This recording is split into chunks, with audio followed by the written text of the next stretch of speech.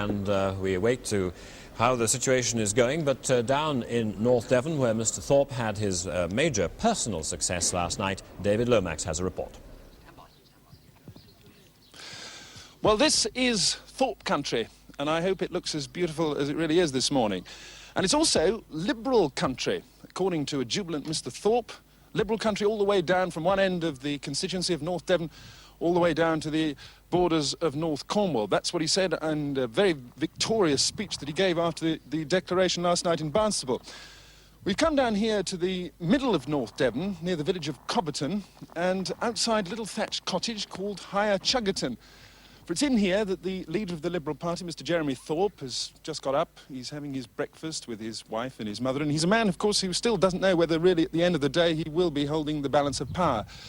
But we hope that he'll be able to come out in a moment or two and talk to us. Last night there were ecstatic scenes. You may have seen them already as he was carried on the shoulders of his supporters from outside the Queen's Hall in Barnstaple, all the way around the Pannier Market, down towards the Liberal Party headquarters. But obviously his own delight must have been tempered by the fact that Liberals elsewhere weren't doing quite as well as he'd predicted. And that, of course, is one other point that we'd like to bring up with him when he does come out. Anyway, this is David Lomax at Higher Chuggerton.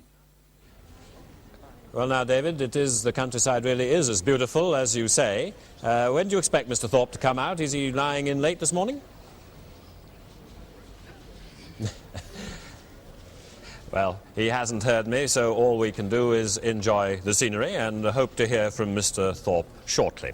And now we have been joined by Michael Steed, who, of course, has worked out what the redistribution has meant, and we've been relying on his figures, and so has the computer been relying on his figures throughout last night, and we'll continue to do so today.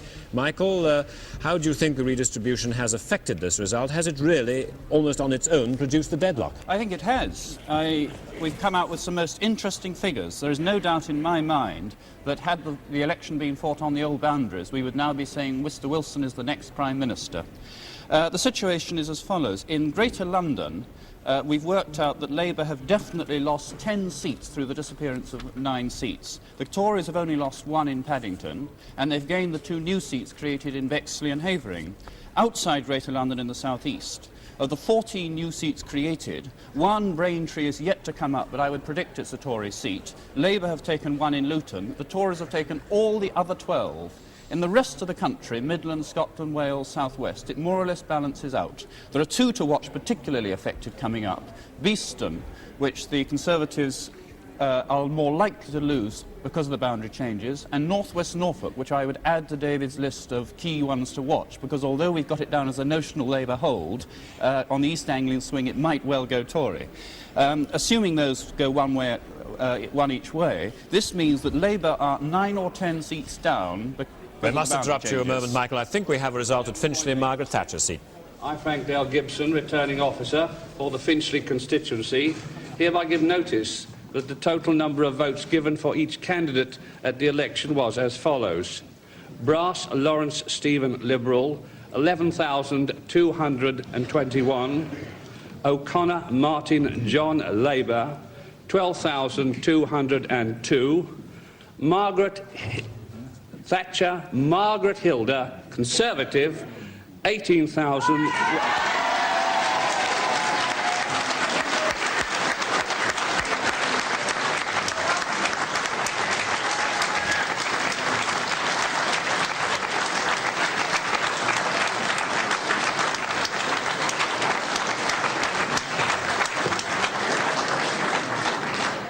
18,180, and that Margaret Hilda Thatcher has been duly elected to serve as member for the said constituency.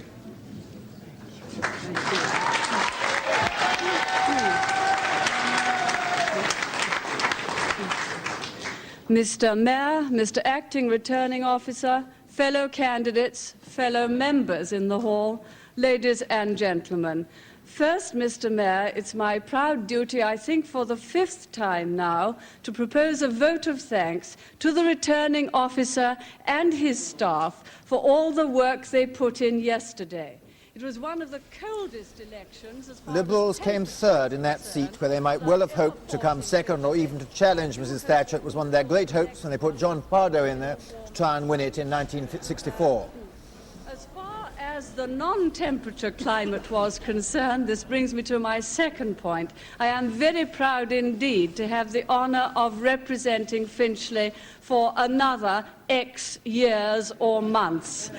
We do not quite know how much. This is that they are not prepared to prognosticate. Labour taking Meriden, that of course is in the Midlands, and it may have benefited from some of the swing which has been going Labour's way there, but that is a success certainly for Mr Wilson. We'll have a look at those full figures here. That is really a very remarkable result. It wasn't one we envisaged as possibly going to Labour, but the big swing in the Powell country seems to have affected it. And another one coming up for Labour, they've taken Chorley. Here's Epsom and Ewell, the Attorney-General, Sir Peter Rawlinson, but the big news for Labour, they've taken Chorley.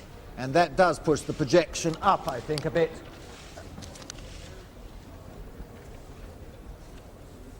And there is the situation. Mrs Constance Monk's out in Chorley. A 1.8 swing to Labour, but enough to turn the seat over to them. And the news for the Conservatives is that they have held Harrogate. That was an outside Liberal chance, given what happened at Ripon, and they've held that seat as David suggested they were going and to they've in held Derbyshire South East, which was one of the ones, but they have actually just won 2 seats, one quite outside the ones we were suggesting, and one that was on the second most marginal, third most marginal still to come. So the push, therefore, is Mr Wilson's way. Let's confirm that with a fuller look at these results. There's the Harrogate one, which the Conservatives have held really quite comfortably against the Liberals. They must have been frightened by the by-election at Ripon next door. But the Liberals did get 31% of the vote.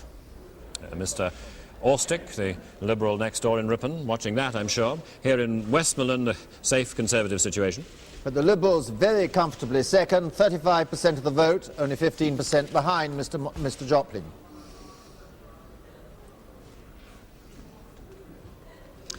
So there we are, and perhaps the centre of attention should now go while we await for further news of Mr Wilson's arrival, the events at number 10, the events at the Palace. The city is in the forefront of the battle today. That's perhaps where the battleground for the pound is going on. Paul Griffiths reports from there. And I'm afraid those bastions of the capitalism of this country in the City of London, the Bank of England and the Stock Exchange, are looking decidedly drab this morning.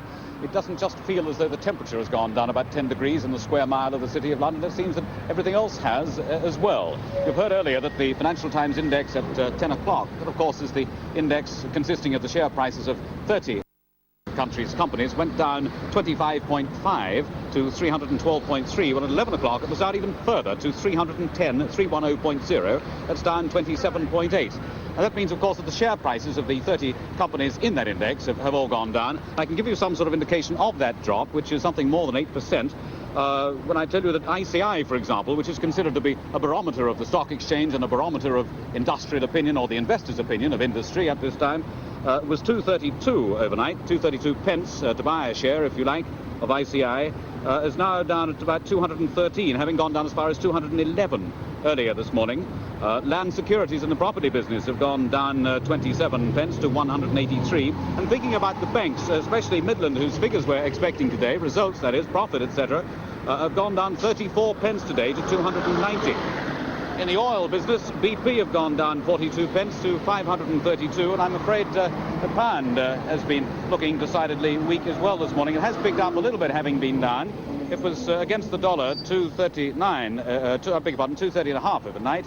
It's now 227.9, 2.279. So in other words, things in the City of London haven't been bowler hat bobbing this morning. They've been rather a slow march. People have their heads down there, really working hard and watching their television sets to see just what's happening. From their television sets, they can see Mr Wilson's plane arriving at London Airport. What a different return from the one he had in 1970 when he came back in the car with Mrs Wilson, of course, in the knowledge of defeat. And here he's flying back with great speed. Came by train in 64 and 66, his 2 successes, this time right up to date, and following, indeed, the Queen into London Airport. And, of course, when he gets out, we know that he's going to his home in Lord North Street, and there at 2:30 this afternoon, consultation with his shadow cabinet colleagues, as I say, expect and certainly hope to become cabinet colleagues before very long. So Mr Wilson now back at London Airport, and Chris Rainbow is there. Are there any special security precautions and things like that for Mr Wilson's arrival? just the same security precautions that the Queen had. Not very evident, except you could see the occasional policeman on the rooftops. Passes are being very severely checked. But apart from that, nothing untoward, fairly informal. Mr. Wilson's plane is in fact in the same parking space as the Queen's Super VC-10 was about 3 hours ago when it arrived. I don't know whether that's some kind of an omen. And as he flew in, the flight path of his plane would have, as it approached Heathrow, would have brought him in over the Thames in central London. And I wonder if he caught a glimpse of the Palace of Westminster as he flew over, trying to work out just what his role will be there in the next Parliament. There seem to be some celebratory flowers there. Coming out with a small entourage of his Labour Party supporters. His press officer will be there. When he does come out, there's Mr. Wilson coming down the steps. A short flight from Liverpool Airport, about 1 hour, with Mrs. Wilson, being met by Mr. Jack Bannister from the British Airports Authority.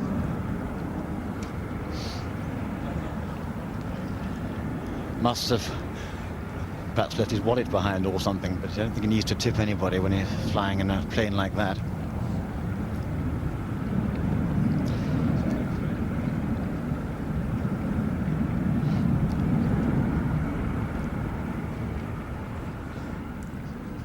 Well, Mr. Wilson looks very happy. He's shaking hands, and there's a step of determination and confidence about him there. It may still be perhaps a little bit of a surprise, whatever he has said, but he certainly knows that he's stepping into a very difficult situation here in London town. And of course one has to put this point that however revivified politicians are by success, after 3 weeks of a bruising campaign, after many weeks of argument and debate in the House of Commons, in what situation are they? Well, he couldn't get the door open there, but perhaps some other secrets will be unlocked to him very shortly. That's the sort of thing that you take in your stride. Mr. Wilson now on his way back into central London to his home in Lord North Street. I hope they can get the engine started.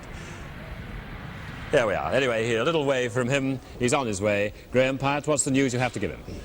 Well, we've had 16 results since closed down last night, and most of them were fully anticipated by the computer. But we've had two Labour wins, which have resulted in taking the Labour prediction up to 309, giving the majority over the Conservatives of 12. These Labour wins were not entirely unanticipated, but we did not expect Labour to win both of them. So they're edging up by 1 on the prediction. And that, of course, throws the balance not just to the Liberals by any private arrangement that they have. It really throws it the nationalist way, doesn't it, now? Indeed, yes. We're still very much in this situation where either the Liberals or the Nationalists could be the co-partners. Let's see what the latest on Mr. Wilson is. He's there at London Airport, and the retinue are coming in with the luggage and so on. And I don't doubt that he's filled with ideas of what's going to happen, but he needs to talk to 1 or 2 people, put these ideas across, and he's in for a very busy afternoon and evening.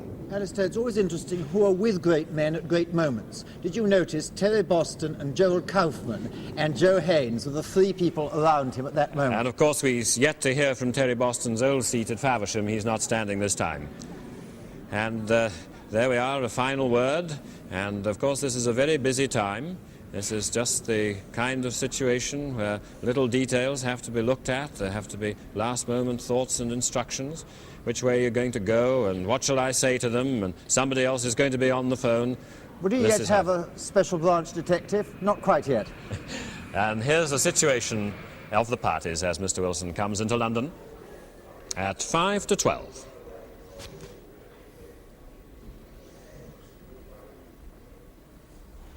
As we say, the situation with the Conservatives 190 seats, Labour 258, but of course today's results to come in, Liberals 5 and others 5. We're waiting for more declarations to come in. Of course this is beginning to get the busy time of the second day, and every one of these declarations that happens is of course of major interest, but Mr. Wilson no doubt will have his fingers crossed, perhaps listening to the radio as he comes into London to hear if any more have gone his way, as Meriden and Chorley have gone just as he was coming into land at London Airport. That's the kind of situation, of course, that he wants to see building up in the course of the next hour or two. Bob Mackenzie. Well, again, to look at the home counties and Greater London, the overall picture of the battle for London and the South East has been fairly clear since last night. But with the national result showing an apparently deadlock situation or a neck-and-neck situation, every result that comes in this region, of course, is of vital significance. So first, let's look at the overall picture. In the home counties, we've had results from 40 of the 68 seats. So that means there's something like 30 still to come, less than half. And in London, we've had results from 88 of the 92 seats, leaving a mere 65 we're still waiting for. One marginal is still to come. In the home counties, we're waiting here from Buckingham, where Robert Maxwell, of course, is fighting for a comeback. That, of course, is Conservative held, where a swing of 3% would take it to Labour. Mr. Axel held the seat, of course, before the 1970 elections. So here's the situation in the home counties then. Conservatives hold 31 seats, having lost 2. Labour have 9, having gained 2, Gravesend and Luton East. And in London, the Conservatives have 38 now, having lost 4, Labour having 50, having gained 4. The gains were, of course, Ilford South, Battersea South, Ealing North, and Lewisham West. And there's been the margin of Paddington expected to be held by Labour, just to be held by Labour. The swing has been interesting too.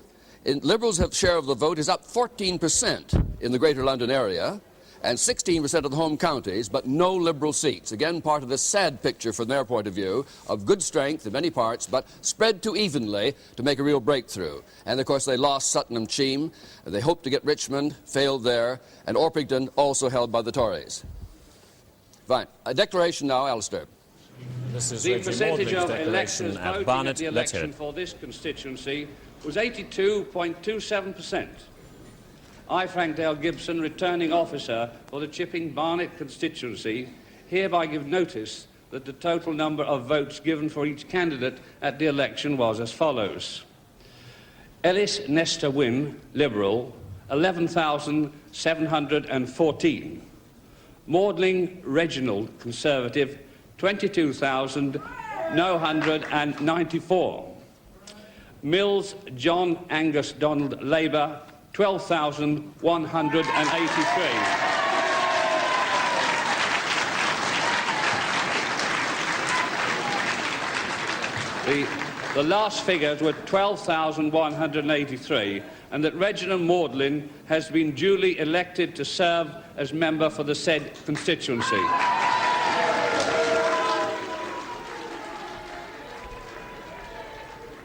Mr. Reginald Maudling back there in Chipping Barnet. 4% swing against. Of course, one of the reserves of power that the Heath government intellect, which the Heath government has not been able to call on in the past year or so. Did you see the Conservatives have just held Eastbourne, which was one of the Liberal hopes? Stephen Tell had great hopes in the view of last time's election, but he hasn't won it. No, so that's a little reverse for Mr. Jeremy Thorpe and his actual hopes of holding the mathematical balance of power. And we have news there of Conservatives holding Folkestone and Hythe there on the south coast. That's Mr. Costain. So, still all to play for, although it's very hard now, increasingly hard as the results go on, to see how Mr. Wilson can break out of the deadlock. I think we're fairly clear that we don't believe that Mr. Heath can, barring some major upset in Scotland or somewhere else where he may still have hopes. But certainly results in the southeast and elsewhere in England don't, I think, give any prospect of that happening. Michael Heseltine, the aerospace minister, holding Henley. That's a seat that he's moved to from the southwest. He was redistributed out of the southwest. So Michael Heseltine, I don't think he'll be troubled with Concord in the next few weeks. However, a minority Heath government might, or a coalition government might. We really don't know quite yet what the answer is going to be.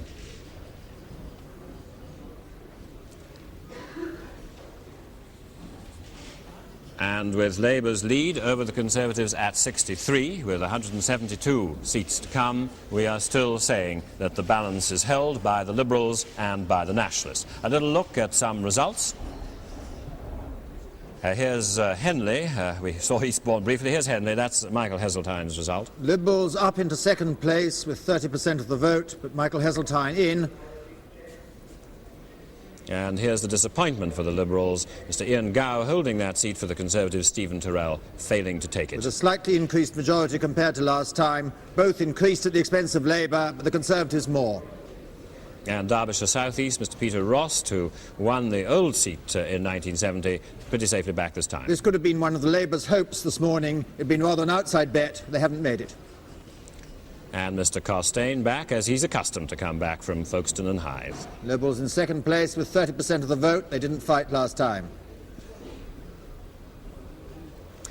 And so there's the pattern with the Conservatives holding their seat at Westbury. Graham. Well, no change in the prediction from these last few results, but on the slidometer, the position is quite clear about the balance. We have the minimum estimates for the Labour and Conservative parties shown here, and we expect that the Liberals and other parties will take about 30 seats. This means that whichever way we add it, either to the Conservatives or to Labour, there is no chance, as seen by the computer, of either party getting the necessary 318. This is the deadlock which the computer is very certain about. While you were speaking, the Conservatives have held on to Faversham. That was one which they picked up last time, Roger Moat. He, of course, is rather critical of the common market, so perhaps Mr. Powell will take some confidence and further kudos from that situation. But Conservatives holding Faversham, that's one which Labour might have had their fingers crossed about, and certainly in earlier years would have hoped to have held. And we saw Terry Boston, the former member, there with Mr. Wilson. A Labour seat all the way from 45 to 70, so it's one that Labour should have been winning if they were going to win a government. Well, they've probably won a government, but not a clear majority. Now then, Graham. Yes, well, you have something to say. David was just actually saying that they perhaps have a government, but they certainly don't have a majority government. Is there any comfort that you can give to Mr. Wilson that he can look forward to for the rest of the afternoon? yes, well, we have a list of the possible Labour seats that we expect to be coming through this morning. Here they are: Gloucestershire West, Norfolk North West, Bosworth, Beeston, Wrekin, Buckingham, Monmouth. Labour won't win all those seats according to the computer, but it should get a good number of them.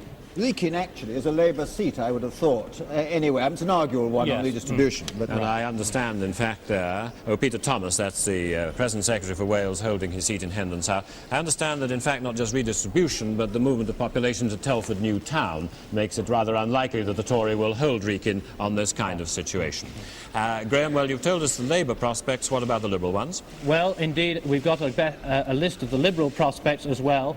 Colne Valley, Bodmin, Aberdeen West, Devon West, Orkney and Shetland, Montgomery, Inverness, Cornwall North, Roxburgh, Selkirk and Peebles, Ripon and the Isle of Ely. Again, we don't expect the Liberals to win all these seats, but this is where their best prospects lie. And there's a recount in Bodmin.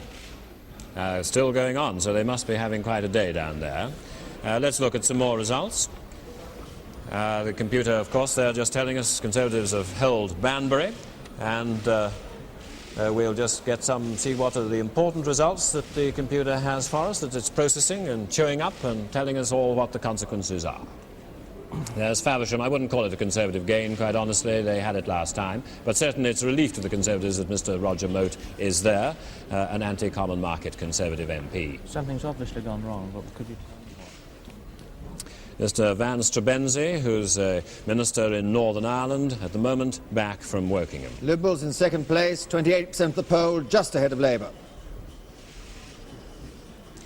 So, there we are. That's how it's shaping up, and we don't see any prospect at the moment of a breakout, but of course we haven't heard yet today from Northern Ireland. We haven't had any news really from the further fastnesses of Scotland, where Conservatives, Liberals and Scottish Nationalists are particularly slugging out, although of course Labour have a considerable interest in the seat up there in Caithness and Sutherland, and of course Bodmin, they may be settling down now to a series of recounts. So, still all to play for. I think we have another result. And here's Mr. Neil Martin, another anti-common market Conservative, holding his seat. Just about the national average swing, 1.8, which is in fact the national average swing. And Westbury, Mr. Dennis Walters, back in a Conservative seat there. But the Liberals in second place, 29% of the vote. You notice there Mr. Thynne, who is of aristocratic birth and prospects, failing to turn that into a Wessex nationalist seat. Less than 1% of the vote. Rather valley, strong mining seat. And here's the first of these long, slow-counting Labour seats. Labour's going to get quite a lot of seats now from the Yorkshire coalfield, where they do count slowly. Here's the Peter Thomas result, Secretary for Wales and the Conservative government. Liberals in second place, 28% of the poll. Former party chairman, of course. That's the last result that we have for the moment. Two anti-common market Conservative MPs coming back. One wonders whether Mr. Enoch Powell had any encouragement there. Although, of course, it would have been very surprising if Neil Martin hadn't come back. Well, now, we tried to have a word. We had a very pleasant word about the scenery, and Mr. Thorpe with David Lomax earlier on. He's still there at the garden gate. David? Well, very beautiful scenery still and lovely sunny blue skies, but no further news of Mr. Jeremy Thorpe, who has been inside. He's had his breakfast, I imagine, with his wife and his mother. His mother came out, actually, earlier on and told all the reporters and the rest of us who were waiting around to go away. Mr. Thorpe and his agent last night told us that Mr. Thorpe would give us an interview sometime this morning, so we're just waiting for him. So that's all the news there is from Higher Chuggerton at the moment. And of course, during the campaign, I imagine Mr. Thorpe would have kept his mother under very strong control, not giving that sort of advice. Now, Robin Day is talking to Margaret Thatcher after her result at Finchley. Good morning, Mrs. Thatcher. Good morning, Mr. Day. How are you? I'm very well indeed. You looked very happy at your Finchley result, but may I take you back to some words you used in your speech of thanks when you referred to the government lasting X years or months. Now, did that mean you feel a sense of great uncertainty about the present situation? Yes, it does, and I think most other new members do as well. Can I just put this to you? Our computer predicts Labour ahead with a small majority, and the Liberals and others holding about 30 seats, holding the balance of power. What do you think should be the Prime Minister's course in this situation, as you can see it? Well, you certainly do have a way of putting tricky questions. The Liberals holding a balance of power is a completely new situation in my lifetime in politics. Liberals and others, which makes it even more difficult. It does indeed. I don't like fragmented parties. I think on the whole there's only room for two views in this country in politics, because there's a good deal of middle ground in both, and I don't think there's any room for a third party to try and take the middle ground. Well, it's taken it a bit, whether you like it or not. Can I put this suggestion to you? Do you think there's any possibility of Mr. Heath saying that perhaps another Tory leader might be able to command Liberal support better in this situation and could conceivably give way on that basis? I should not have thought so. The Cabinet were fully behind the Prime Minister and the action he took, and I don't think that's likely to happen. Do you think the election ought to have been held earlier? No. I think he was right to hold it when he did. Mrs. Thatcher, thank you very much. Thank you, Mr. Day. Goodbye. Goodbye. And with the news, of course, of a number of safe seats staying safe for the parties, let's have a look at some of these results. Bishop Auckland there, Mr. James Boyden, a former junior minister, safely back. Swing above the average for the North East, which is a lower swing than the rest of the country. And in Ludlow, Jasper Moore holding the Conservative seat. Liberals in second place. And from the Conservative part of Lancashire. Another Liberal second place, but only just 24% of the poll for them. Mr. Hall Davis gets more than half the vote there. And a strongly Labour part of Lancashire. That was once Hartley Shawcross's seat. The Liberals in second place in an industrial seat ahead of the Conservatives. Rather a Rochdale pattern almost.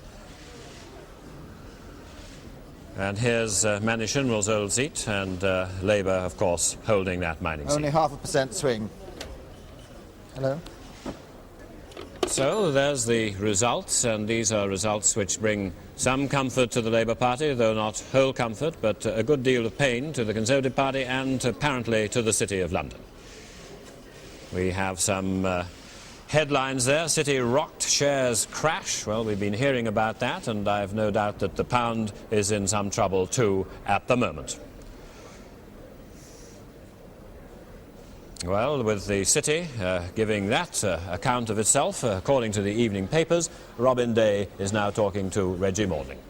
Mr. Maudling, forgive me if I concentrate not on your result, but on the national crisis. We've got an economic and an industrial crisis, and now on top of that we've got a political and possibly a constitutional crisis.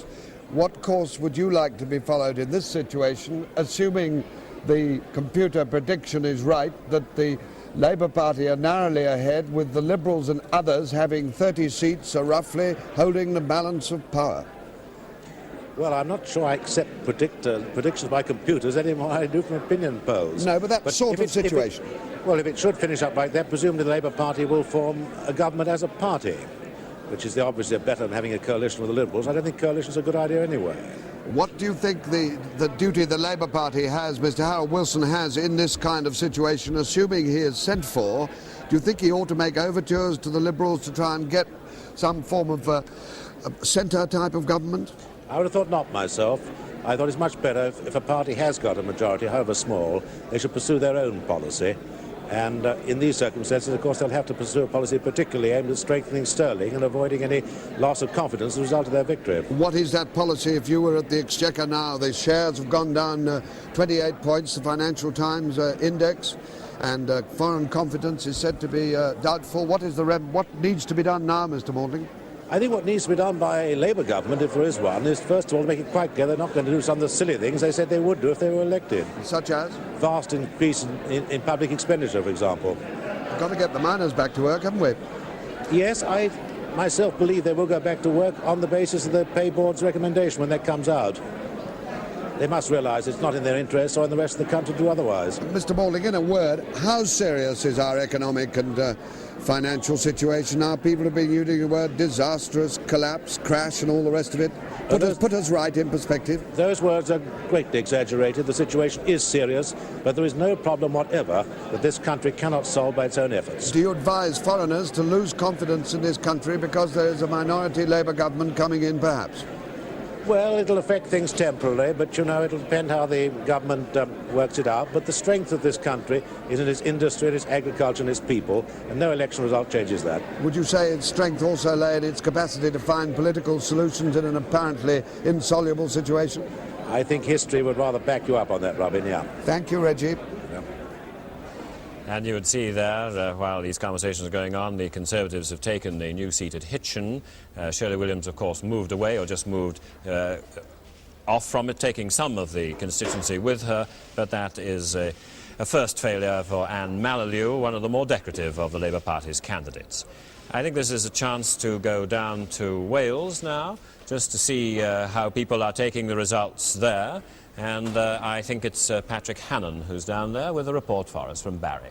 Yes, we're here in Barry where they're waiting for the result here. The counting's going on at the moment, and this is a Conservative-held seat, but there have been some substantial boundary changes, although it is expected that Sir Raymond Gower, who's been a member here for 21 years, is going to hang on to it. Anyway, we'll talk to some of the people here now. You're obviously a Labour supporter. Yes. How do you feel about the results generally?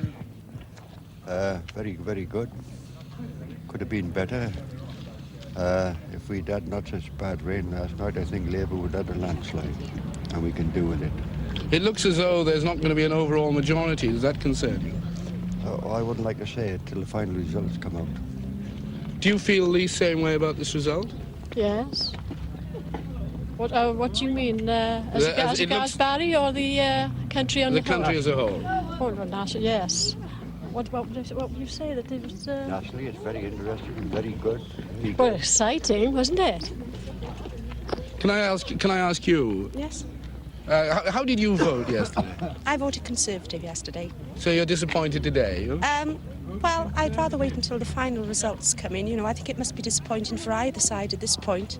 I don't think either party are going to have an overall majority anyway, by the looks of things, up until I watched television last anyway. So just keeping our fingers crossed now that Mr Gower is re-elected for this constituency. OK, thank you very much indeed. Patrick Hannon in Barry. And some cautious political remarks from Barry. Let's just have a little look at the state of the parties. And there we have it. Now, David, you have a point about this. When we started this morning, we said if no seats changed hands, the Labour Party would stick with 303 seats. They've gained 2 seats now, but quite a lot of other ones they haven't gained. And I reckon there are only 4 good prospects for Labour at the moment. They are Bosworth, Beeston, Buckingham and Falmouth. Those are the 4 seats we're looking for if the Labour Party is to make an advance, and if they won all of those, which I don't think actually is very likely, they would have 309 seats. Well, it sounds almost like the beginning of a poem by Sir John Betjeman. However, let's look at the prediction board. And we are saying Labour lead over Conservative of 61, but there, after 477 results, you have the state of the parties as we expect the election to finish up. So what I wanted to say then really was in partly in answer to Reggie Maudling when he said he didn't have faith in computers. Now what I was saying then was not dependent on the computers, it was just dependent on the seats that have not yet declared but are remotely within the grasp of normal political behaviour. Fine, well, how normal is political behaviour in Britain these days? In Lord North Street now, that's Mr Wilson's home. It's also the home of a number of other people in the political and journalistic world. Keith Graves, anyway, is down there awaiting Mr Wilson's return from the airport.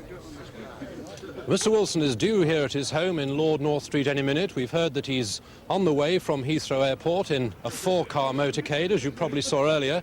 The press and television from all over the world have gathered, and quite a few members of the public. One interesting thing is that whereas throughout the campaign Mr Wilson, as leader of the opposition, has not attracted much security, now there's a possibility that he's going to be the Prime Minister. The security around him is going to become very intense. We're all waiting here for him to arrive any minute. This is Keith Graves in Lord North Street. And we're all waiting, of course, for these vital seats, which are the last ones that we think Mr Wilson has a chance of picking up on the swing as it has gone so far. Let's look at some of the fuller results which have come in this morning. There's Mr Ian Stewart, a merchant banker, taking the new seat at Hitchin. Liberals only 17% there, a swing of 2.8% to Labour, but not enough to put Miss Mallalieu back to join her father. And here's Blaydon, no race there. Safe mining seats, there's Blaydon or ex-mining seats changing in character, but no bigger swing in the mining seats than elsewhere. Here's another mining seat. And only 2.1% swing, just a shade more. It used to be the seat, it may still be, with the biggest majority in the country. 34 in England, they have bigger ones in Ireland, they may not this time. Mr Alec Woodall inherits that seat. And here's Kensington, which might have been marginal, but the Conservative Sir Brandon Rhys-Williams has held it comfortably. That's a seat where North and South Kensington largely merged. And a word now from Robert Mackenzie. Let's take a look at the total votes picture again, because I think it's still terribly interesting. You see that the big parties, two major parties, are neck and neck, with the Liberals really still running at almost half the strength of the other two. Can we hold that just a second? And I've worked it out again. The Liberals have had to get 800,000 votes for every one member elected. Although they got half as many votes, very nearly, as the other parties, they've got 5 seats against the much, much bigger figures of the others, taking about 35 to 45,000 votes to elect one Conservative or one Labour MP. Now look now at the share of the votes. Again, the story that is inclined to get lost, the fact that the two big parties have each lost considerably in public support at this election compared to the last one. Conservatives have lost more support, on the right-hand column there at the top, 7.3%. Labour has also lost 5.3% compared to the last election. And the only gainers in public support in the election have been the Liberals and the others, mainly nationalists and minor groups as well. That story must be kept in mind if one wants to understand what the British public has been saying in this election. Well, now, Bob, the British public, we've said, wants fairness, and you've just indicated how under our electoral system, the Liberals can pile up this many millions of votes, doubling what they did last time, and yet get a very paltry return in seats. Now, do you think that part of the fairness, if one really had a little time to think it out and the parties were going to work it out, would move towards a change of the representational system? Or will we try another election on the old way? Well, it's forgotten that we've had a recommendation in the past in favour of it. It's become, at various stages, an actual political issue. And I would myself think that either major party might now be prepared at least to set up a royal commission on the electoral system, even if that meant hoping to get Liberal support for a limited period of time, as it were. And I think this is a reasonable thing to do. No other country in Europe would have a situation like the one we've got, where you can get half as many votes and a tiny, tiny fraction as many seats as a major party. Now, I know the great advantages in the past have been that we usually got majority governments. This time it's come unstuck more spectacularly than it has in a very long time. Well, perhaps one shouldn't just judge it because it comes unstuck one time. No, but I think there's been evidence for some time now. Even in the 1964 election, for example, the Liberals got 1/4 as many votes as the Labour Party that won, but only 1/30th as many seats. So it's been going on for some time. This is not a plea for the Liberals, simply the time to look again at our electoral system, but the great authority on the electoral system sits on your left. Yes, we're going to come to him and give him his chance in a moment. I can gather from your remarks, though you may not be selected as chairman of this Mackenzie Commission, you will give evidence to it. I'm prepared all now, the time. Robin is entertaining. And with me, two distinguished American commentators, Charles Collingwood of CBS News and Garrick Utley of NBC News. Charles, you've known this country intimately since the days of the Blitz as a reporter. What do you think about this situation and our political problem? I think exactly what you think of it, that it's confusing. It's going to be particularly confusing to the American government, whom I think showed their preference by having Henry Kissinger stop over here instead of anywhere else on the eve of the election. For the United States, it means the end of the year of Europe. If there is a Labour government, it means that there won't be any more European unity. Does it concern you that in addition to American instability because of the Watergate and the impeachment possibility, we've now got another Western country with possible political instability? Well, I suppose so, although there are plenty of European countries with minority governments. I think there is a lesson for the United States in this, in the sense that, like the British public, American voters are disenchanted with both the major parties, which means that a third force, not necessarily a third party like the Liberals, but a third force outside the mainstream of traditional politics, perhaps led by George Wallace. But that's rather different from what Jeremy Thorpe stands for, isn't it? It's a third force of extremism rather than a third force of centrism. Let us call it populism. Oh, I don't think Mr. Thorpe would like that. Garrick Utley? The impression in the United States must be really remarkable this morning, because over the recent weeks and months we've seen reports about the three-day work week, the coal strike, power cuts, and all of this. Now on top of it comes this general election, which was supposed to settle the issue one and for all, give a mandate to Heath or to Labour. And what do we have? Well, we see what we have here. And so Americans right now about this hour have been waking up, watching their morning television broadcast, either Charles or myself, reporting that there seems to be one heck of a political mess here. And I think there are a lot of hard questions being asked about what is the future of England. Don't tell them there's too much of a political mess, because although that's what we're saying, we have a way of solving these problems quite smoothly. The senior civil servants will be there preparing the same memoranda for whoever comes in, and whichever is Prime Minister probably will do quite similar things, even with regard to the miners' dispute, perhaps. Well, that's what I think people will be asking right now. The key question, what happens to the miners' dispute? Americans have sort of lost sight of that in the last few days of the campaign. We were talking more about the Liberals and whether Mr. Heath was going to get back to 10 Downing Street. But now the miner situation is in the front burner. And in addition to this, it's the whole question of the British economy. What is going to happen to the men on Wall Street? How are they, the big financiers, how are they going to look at Britain as a place for investment? What is Henry Ford going to think about this country? And can you answer those questions? I can't. So brilliantly posed? I can't. I can only ask them, like you. Charles, what do you think will be the... Do you see the British political genius coming through this, or do you see a period of regrettable political instability? What are you reporting on that? Well, what I'm reporting on this is that there will be a period of regrettable instability coupled with that genius for compromise and for making things do until the next election, which I would expect next fall. Well, some people call it a genius for compromise, other people call it muddling through. Yes, of course, but I was trying to avoid cliches. Thank you very much, but in this, we get reduced to this at this time of the day after 11 hours on television. Alistair?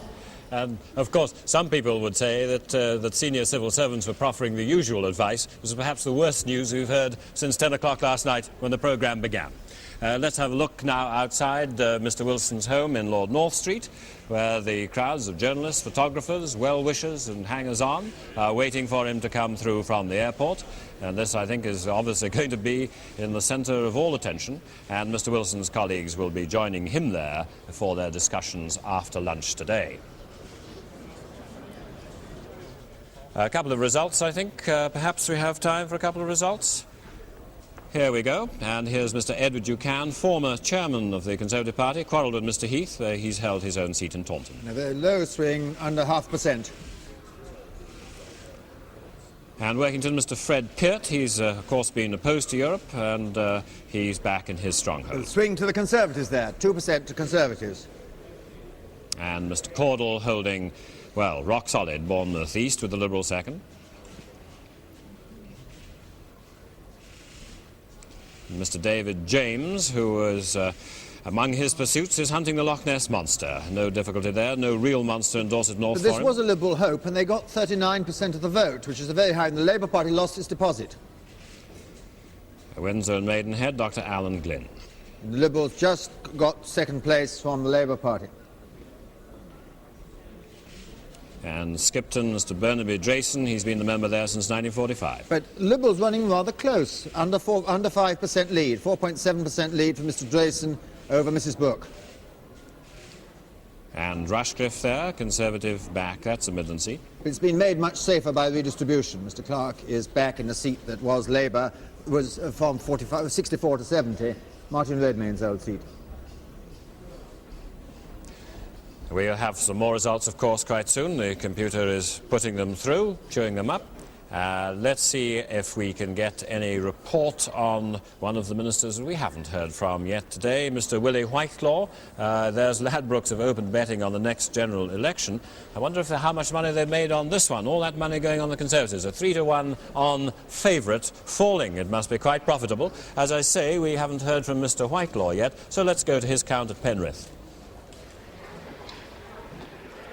Here in Penrith, we're expecting the declaration any minute. Mr. Whitfield, the returning officer, is moving towards the microphone. Mr. Whitelaw's only just arrived. I'm told he's developed flu this morning, but he's still driven through the snow from his home at Blencoe, 3.5 miles away.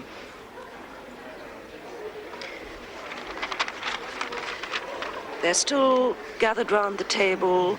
Mr. Whitelaw's on the platform talking to the other candidates.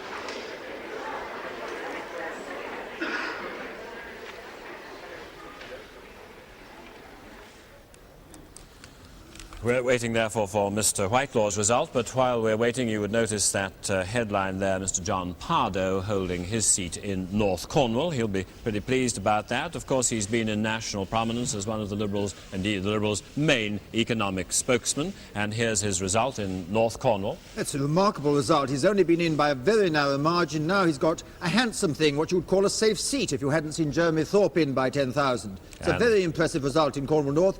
But we know there's a recount next door in Bodmin, the Liberals' other greatest hope in the southwest. So that's the reason for the recount. Mrs. Trixie Gardner not doing well there. And Wallsend, again, there's a safe Labour seat up in the northeast coast. An average swing there, slightly above the average for northeast. And still in that part of the world, another safe Labour seat. Slight swing to the Conservatives. It's not Mr. Wilkinson, wasn't a member. And in Whitehaven, again on the northwest coast, again Labour. Mr. Hugh Fraser back again in Stafford and Stone. 9% up in the turnout. In the West Midlands as elsewhere, turnout is up everywhere.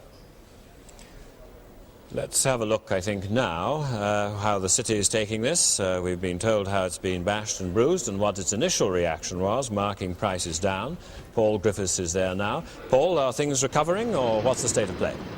Well, things officially aren't recovering. In fact, the Financial Times Index, Alistair, has continued to go down. It's sitting at 311 at the moment, or it was at 12 midday. That's still down 26.7 points on the morning, so quite a considerable knock-off capital value of the top companies in the country.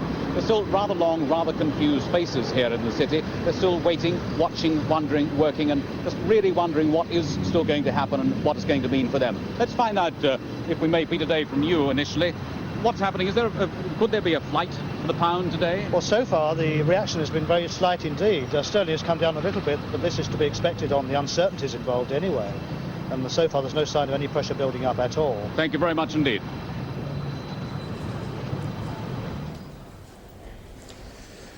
Well, we're waiting for the result from Penrith. It may be, of course, that the bank is in supporting Sterling. We doesn't quite know what is going on at the moment. It would have, I suppose, be a pretty sensible move. We'll go to Penrith now and see Mr. Whitelaw's count. I, the undersigned, being the acting returning officer for the constituency of Penrith and the Border, hereby give notice that the total number of votes given for each candidate at the election was as follows. Peter Alexander, Liberal. 8,202. William Hesmondhoff, 235. Independent. Joseph Norman David Weedle, 9,095. And for William Stephen Ian Whitelaw, Conservative. 26,433. And that the undermentioned person, William Stephen Ian Whitelaw, has been duly elected to serve as a member for the said constituency of Penrith and the Border.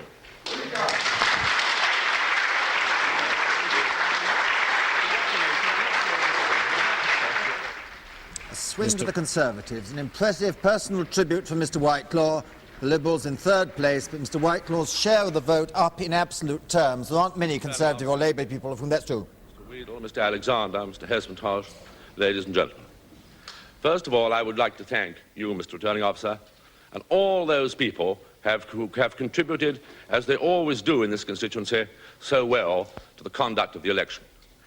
I know how many people had a very long day in the polling stations and what the cold was like. And I have to admit to you, alas, that I have fallen a victim to this, and I am ordered by my doctor to go straight back to bed. But I know that you would expect me to be here, and my doctor said no, but I was determined to come. I'm sure it was right, and I'm sure you will understand. I would like to thank Mr. Weedle, Mr. Alexander, Mr. Hesmondhoff, for the way in which we have conducted the election. I believe it has been a moderate, fair argument, as the British people would expect. I believe, indeed, that all over the country there has been a very moderate, very serious argument. And I am the first to say that then, when the voters give their verdict, that is what the people wish. That is the will of the people, and it's a very good saying in life that if you are in politics, you trust the will of the people. I think it may be very difficult.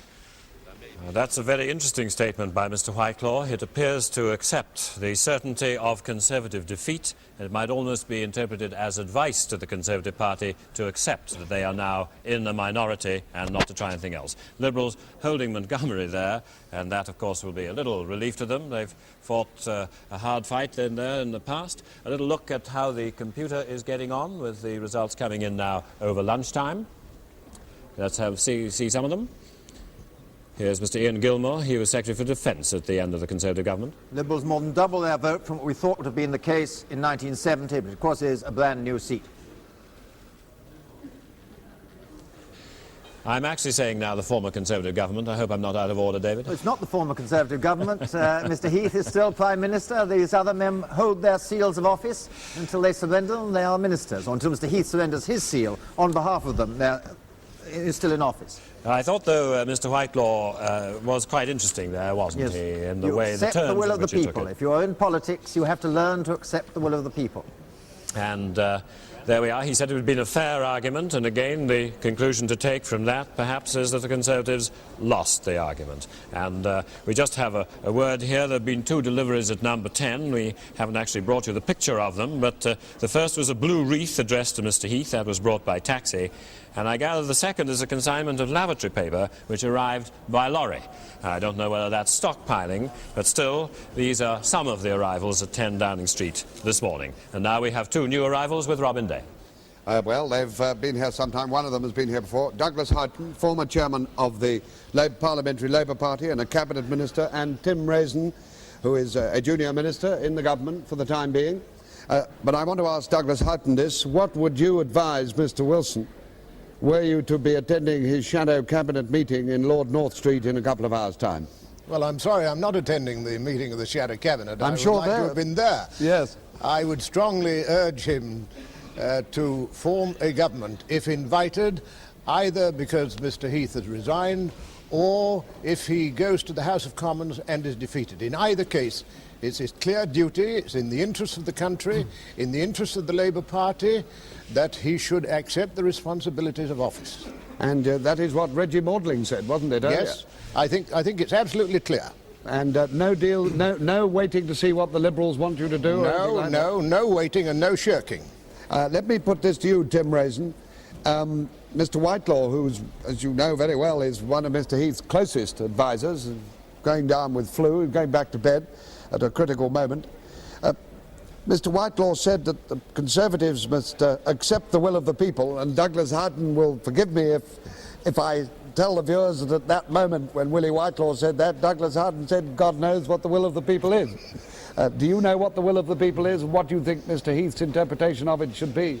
Well, I think it's very confusing, but if the Labour Party is the biggest party in this Parliament, then I would have thought the probability is that they would go ahead and form a government initially by themselves. They'd have to see how things worked out. They might do deals with the Liberals or with the other groups in order to keep in power, or they might find that the thing was impossible to carry on and have to pack up. But I'm afraid that the likelihood is of another election fairly soon. In terms of the leader, do you think Mr. Heath would be the leader at that election? Oh, yes. Yes. Looking at Mr. Whitelaw's result, where he got a swing of almost 3% in his to the Conservatives, does that indicate to you perhaps that Mr. Whitelaw might be a Conservative leader, more likely to command the support of people in this new mood of the British people?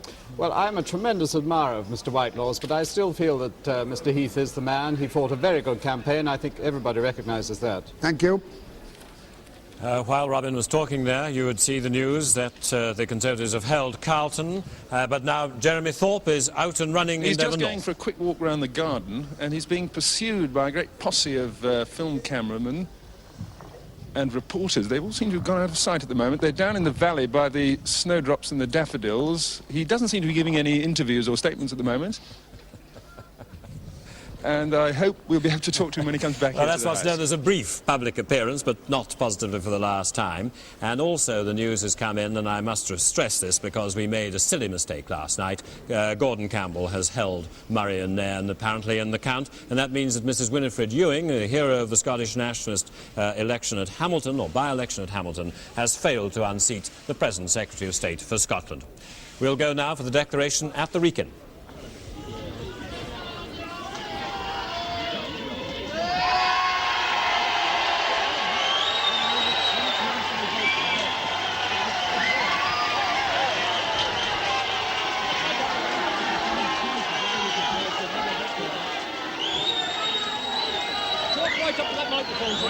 I should do it quickly, otherwise you'll never get it in.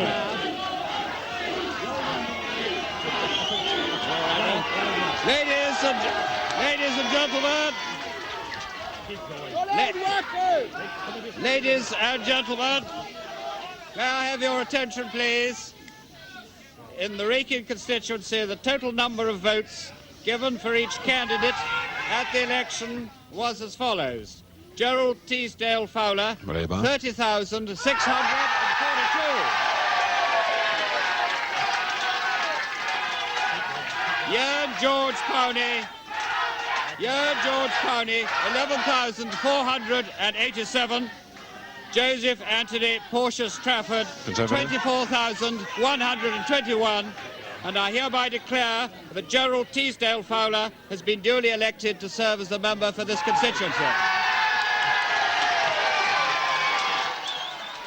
Gerald Fowler, of course, who was member for the constituency between 1966 and 70. Dr. Tony Trafford, who took it then, out now. 4% swing to Labour, we reckon that.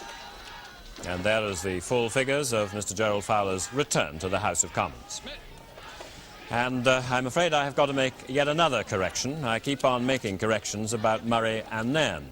I was wrong with the statement last night, I was wrong with the statement a moment ago, and now we can actually confirm, at least insofar as any confirmation can count from me about Murray and Nairn, that Mrs. Winifred Ewing is now, finally, the victor in Murray and Nairn, and that, therefore, is a defeat for Gordon Campbell, the Secretary of State for Scotland. I must apologise to you all about that. That guarantees 3 Scottish and 2 Welsh nationalist members, and there is Gwynfor Evans in Carmarthen on 10 lead on the third recount. They're going to count again at 4. Well, there's a bit of a gremlin. Here's the result, and Mrs. Winifred Ewing back in the House of Commons. She was there for Hamilton in the last, in the Parliament before the last one, and now she's back, and Mr. Gordon Campbell, Secretary of State, beaten. The first defeat of a last defeat of a cabinet minister, the first defeat of a cabinet minister for quite a long while, since 1964. Here's Devon West, Mr. Percy Mills holding that seat. Impressive Liberal vote, 39, nearly 40% for and a lost Labour deposit. And there we are, and all my apologies to everybody living in Elgin and 12 miles round and Berghead. I don't think I can ever visit there again. Something wrong with that particular result as it was reaching me during the course of the past 24 hours. I'll look at some more results. Mr. Ronald Bell in Beaconsfield, now he's on the right wing of the Conservative Party. Liberals in second place, 28% of the vote.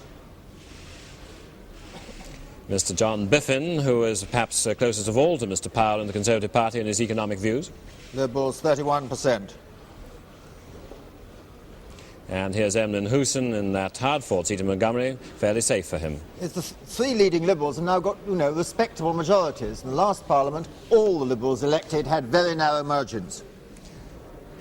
And here's the Carlton result, David. Labour might have had some hopes there, but it's turned out to be fairly clear Conservative. One of the question marks. It would have been outside bet, it would have been a 4% swing, but it was one of the question marks we had. There were still 4 seats the Labour Party might hope to win to come. And Mansfield, a very safe Labour seat. The low communist vote, as all the communist votes, except for Jimmy Reid. And here's Mr. Eldon Griffiths, of course, who's been with the Environment Ministry and also with Sport. And there's Mr. John Farr back in the Shires. Well, David, with Carlton down, that leaves, 3 of your prospects, one of them in the West Country? No, Carlton was an outside prospect. We've still got 4 prospects, Bosworth, Beeston, Buckingham and Falmouth and Camborne. I'd be surprised if Falmouth and Camborne went, but I really don't have a view on the present evidence about the others. I think Bosworth is Labour's best bet in those 3, and they might well carry all 3. It was a very big swing to the Conservative of Bosworth last time, and apparently perhaps because the miners didn't like Mr. Woodrow Wyatt very much. They may have come back and shown their teeth this time to get the Tory out. Yes. We've only had 3 seats change hands this morning, and we've had 70 results. There's a recount at Hemel Hempstead That's going a surprise. on. That's Lord... No, it's not Lord Beach. To check on that one. Well, there always are surprises, and it's no disgrace, in fact, not to be able to call the seats the way this election has been swinging. Perhaps we have some more results. Here's in Halton Price, Mr. Patrick Wall back very safely there.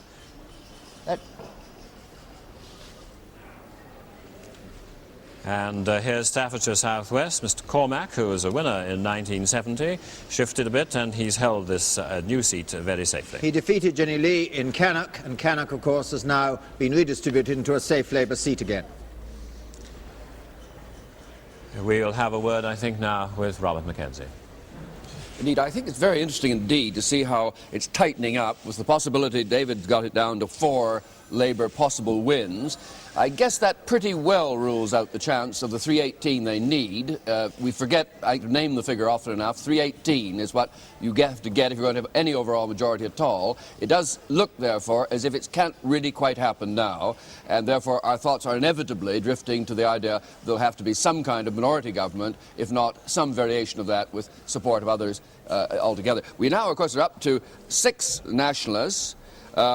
Certainly more independent figures in Northern Ireland will be elected. 13 Liberal probability, and therefore Northern Ireland. Yes, this is an important result. It's a serious reverse there for the Assembly system. The Vanguard United Unionist, the Reverend Bradford, taking there Mr. Rafton Pounder seat. And Belfast South, you see there how all the pro-Assembly parties, the Unionists, the Alliance and the SDLP, have split up, including the Northern Ireland Labour, Erskine Holmes, and that means that the Loyalist has got in Belfast South.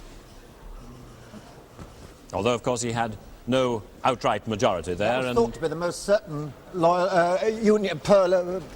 pro-Sunningdale victory. Well, it is, of course, a pro-Sunningdale victory if you add up all the parties that stand. That's not how the electoral system works. Not at the moment. Bob's trying to change it. John Davis there back at Knutsford. That's been the Conservative Minister for Europe. Interesting to see if Mr. Wilson forms his minority government, who he'll put in charge of the European situation.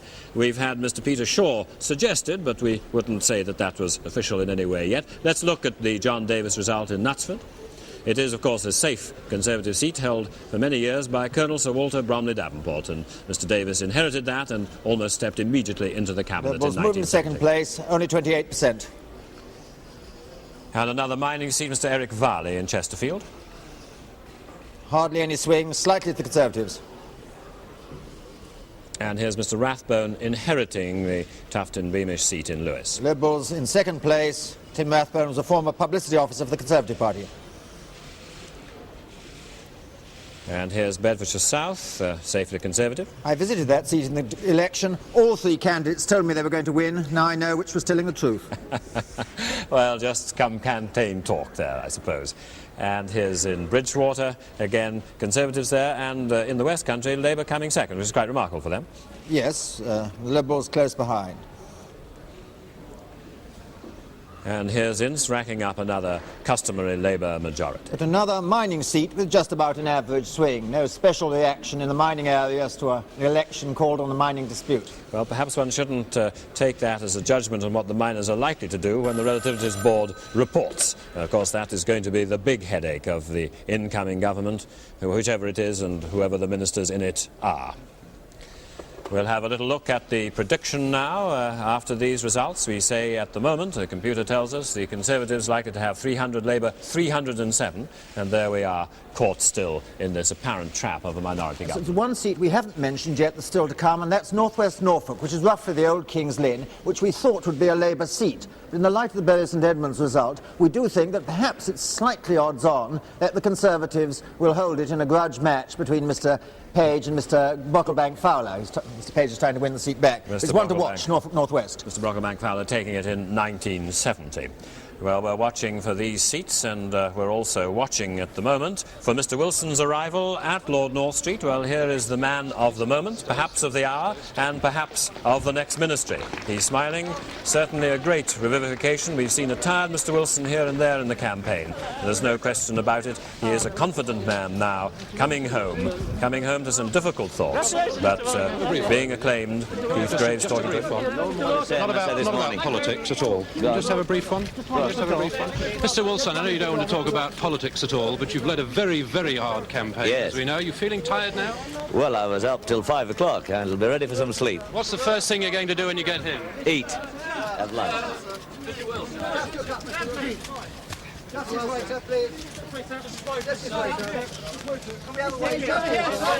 I'm waving. All right, well, this way then, All right then.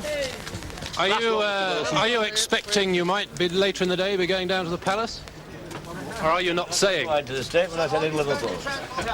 Thank you, Mr. Wilson. Yes, later. Later, sir, how much later? Probably after the Cheddar Cabinet. One last wave, Mr. Wilson. All right then. And that'll be about what time? About 3 o'clock? Later. All right. Here's Devon North and the Thorpe retinue. Mr Jeremy Thorpe's just coming out now. He's... We're live on the air at the moment, Mr Thorpe. Could you give us a brief interview for the BBC, Indeed, please? David, Are you a happy or a disappointed man this morning? Well, I'm delighted that we have already gone past the 4 million mark. I am outraged that we have an electoral system which only gives those 4 million 7 MPs. And I think there will be 4 million very angry people who will feel that they have been cheated of parliamentary representation by an iniquitous electoral system. We are already, after all, enjoying a vote which is roughly half that of the other two parties. And there's no doubt we shall be beyond the 5 to 5.5 million mark. And it really is time that this system was changed. It's a crazy system. Would that be the price of your support of a minority government, or one of the prices that you will demand electoral reform or proportional representation? Well, first of all, I don't think I like the word price, but I suppose you're entitled to say it. And secondly, I don't think this is the time or the place to state what would be the sort of policies which we would support on the part of an incoming government. But obviously, it's quite clear that we attach very great importance to reforming the electoral system, which is long overdue. And the Conservative government, with the support of the Labour Party, have already amended it in Northern Ireland, precisely for this reason, that minorities were artificially suppressed. But of course, also, it does give voters a far greater choice within their own party. They can vote between a moderate or an extremist without splitting the vote.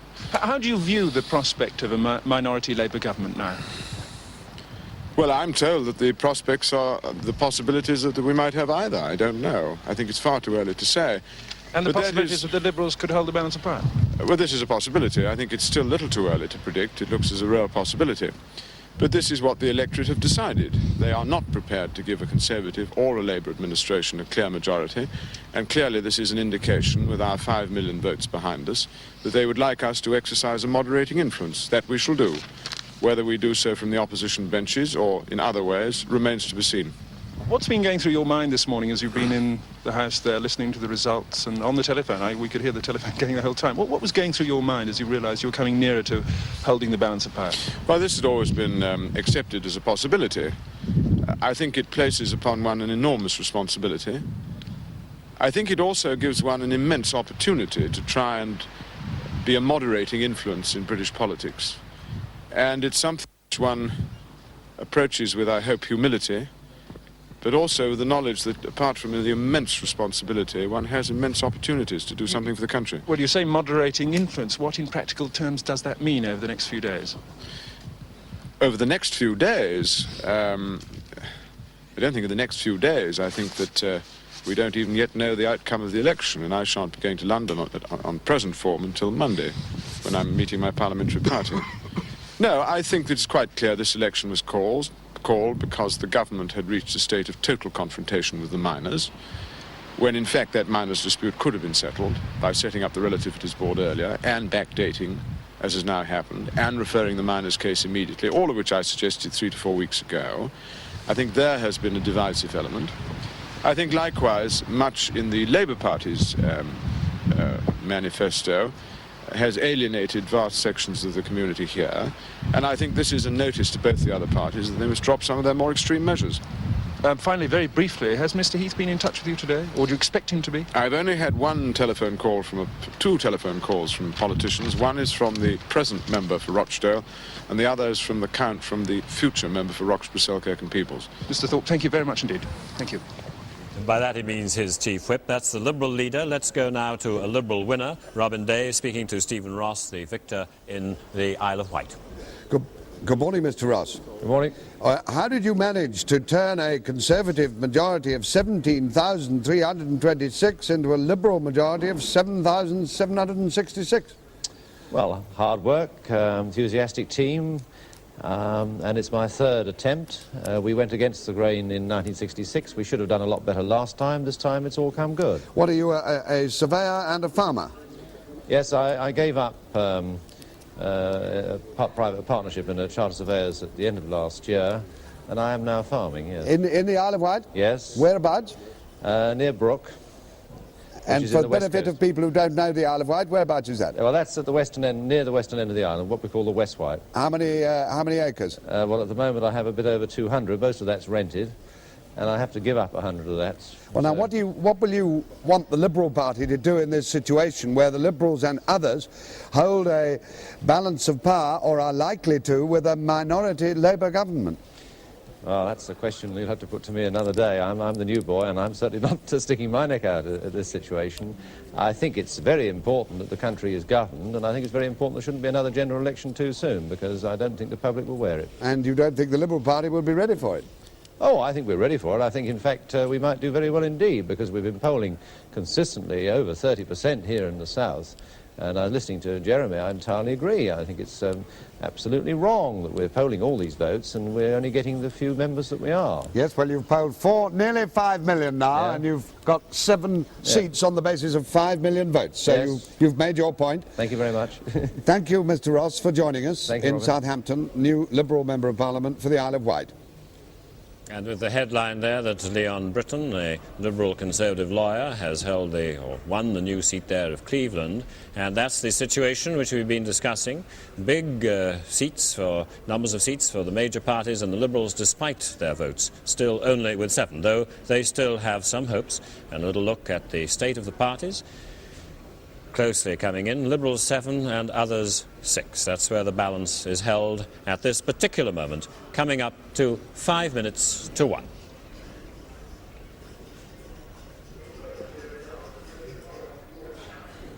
And I've no doubt at all that one of the controversies after the new Parliament meets will be this question that a party can get so many votes and so few seats. But David, you have a point about the votes. Well, the votes at the moment, now the Conservatives are only 170,000 behind the Labour Party. We're sure they'll end up at least 200,000 ahead on Great Britain, leaving out Northern Ireland.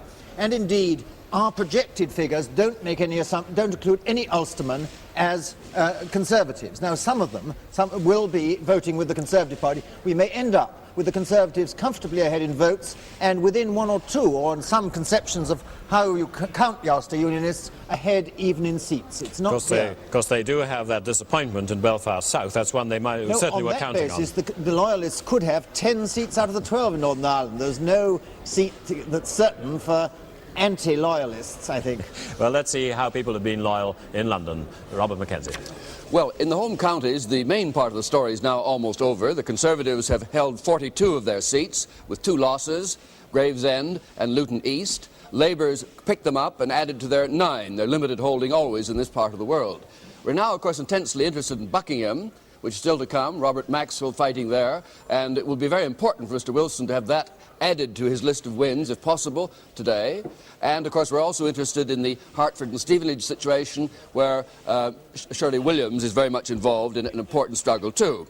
Now, as we look at the way things have gone in this area, it's been fairly predictable.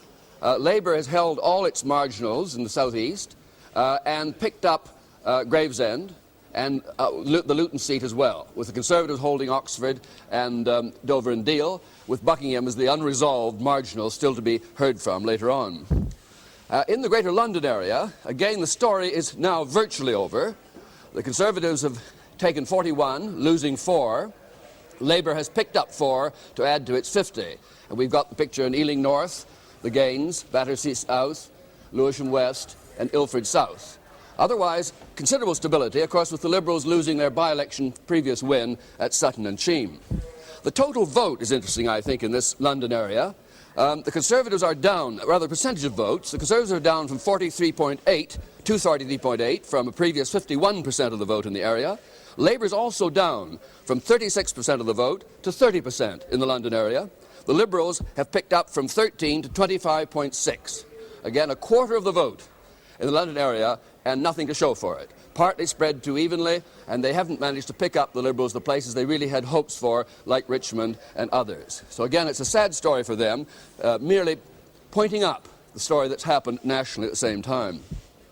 There's one result to come, Chelsea, but of course it's assumed that probably will stay rather comfortably in the Conservative column. I'd like to say a word also about some of the names of people who've been turning up, and some of them will be very important figures in a possible future government, which could be emerging on Mr Wilson's side now. Michael Stewart is back, an elder statesman in the party, but might easily turn up as a peer and a member of a new government. John Fraser, Home Affairs spokesman, back for Labour. Peter Shore, very much back, and obviously going to play a major role in any question of renegotiation in the common market relationships. Joan Lester, back in the southeast also. Douglas Jay and Bob Mellish, a key figure undoubtedly in any future Wilson government. Now back to Alistair. So there we have it in London, and David is actually, I think, sitting at what we must call our recount desk, but we'll call him. Where are the recounts now, David? We've got recount in Hemel Hempstead. This was very much an outside bet for Labour to take, but there is a recount there. We don't know what the basis of it is. There is a recount in Bodmin, where the Liberals are hoping to take the seat, and there is a recount in Carmarthen, where rumour had it that Gwynfor Evans, the former Welsh Nationalist MP, is 10 votes ahead on the third recount.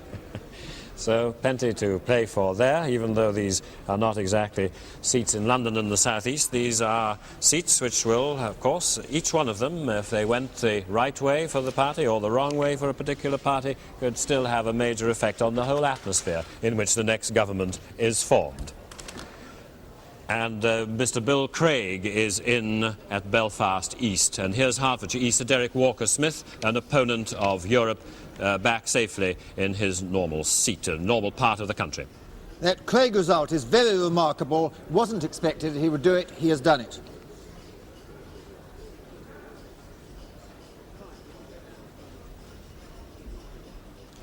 And the Labour leader with the Conservatives at this time, 33, with 107 results to come. We still put the Liberals and other parties, nationalists particularly, holding the balance. And a very important result, there's Mr. John Payton, the former Minister of Transport, or still Minister of Transport, back in his position. We'll have a look at Mr. Payton. Not a very important result. I'd like to talk about what's happening in Northern Ireland, I think, now, because the news that Mr. William Craig, who's been a major opponent of the Sunningdale Agreement, I don't think there's Dr. Gerald Vaughan, the Conservative in Reading South. Remarkable result, actually. That was almost a marginal for Labour, and they're pushed down into third place. Well, there's the situation. He, of course, made a very good speech, Dr. Vaughan, on the thalidomide issue in the House of Commons. He's been a very good member, I think people would say that locally. Now, on this Northern Ireland point, Mr. William Craig has won Belfast East, and we've also had the success of the Loyalist in Belfast South. Now, this is not a promising situation either for the Assembly and Mr. Brian Faulkner in Northern Ireland, and it also seems to suggest that the Loyalists are really going to run very strongly indeed in Northern Ireland, which may not be a promising situation for anybody trying to organise a minority government in London. So it's in this situation, with Northern Ireland, of course, in many ways still on a knife edge. We've had the explosions, of course, in Belfast overnight. We have this new Assembly trying to settle down, facing its problems. It does look, I think, David, as if the opponents of the Sunningdale Agreement are running very strongly there. I think so. I think it's very important, and I think a very grave sort of sideshow to the main thing, but it's going to have a major effect on the main thing. And I suppose if it's Mr. Merlin Rees who might have that Northern Ireland portfolio, succeeding Mr. Francis Pym, if Mr. Wilson does form a minority government, this will not be very encouraging news for him in the job that he would expect to take up. So there, indeed, with the Northern Ireland card, it has been called many things in its day. It's been called the Joker in its day.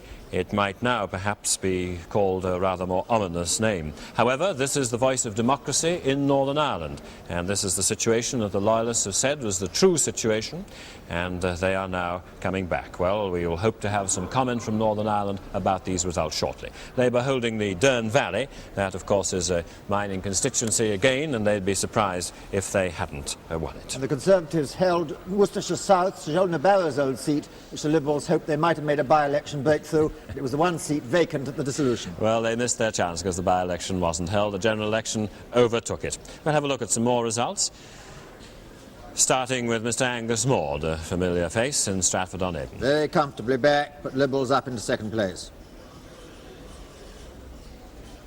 And in the marches, we have Sir John Langford Holt back again. An echo, very comfortably back, but Liberals up into second place. Going a little further north into Wales, and the Conservative holding one of their safer seats in Wales. Well, it was a disappointment for the Liberals, and it was one of the Liberal target seats. They talked about winning it, and they haven't won it. Now, here's one David and all of us have been watching for, I think, coming in now. This is the Beeston result, with the Conservatives holding a Labour gain possibility. Mr. Gardiner fails to get back into the House. That's very important, Beeston, for our final projections of the result, and the touch-and-go situation on how many seats Labour will get. Whether the projection will stay at 307 or drop to, say, 306. Certainly they're way below the 318. James Lester, Director of Leather and Footwear Company, holding it for Conservative. Here's Derbyshire West, Mr. John Scott Hopkins. Liberals coming in and getting 28% of the vote in second place. And again in Dorset West, now the familiar pattern in the West Country. 32% for the Liberal there, but the Conservatives comfortably in.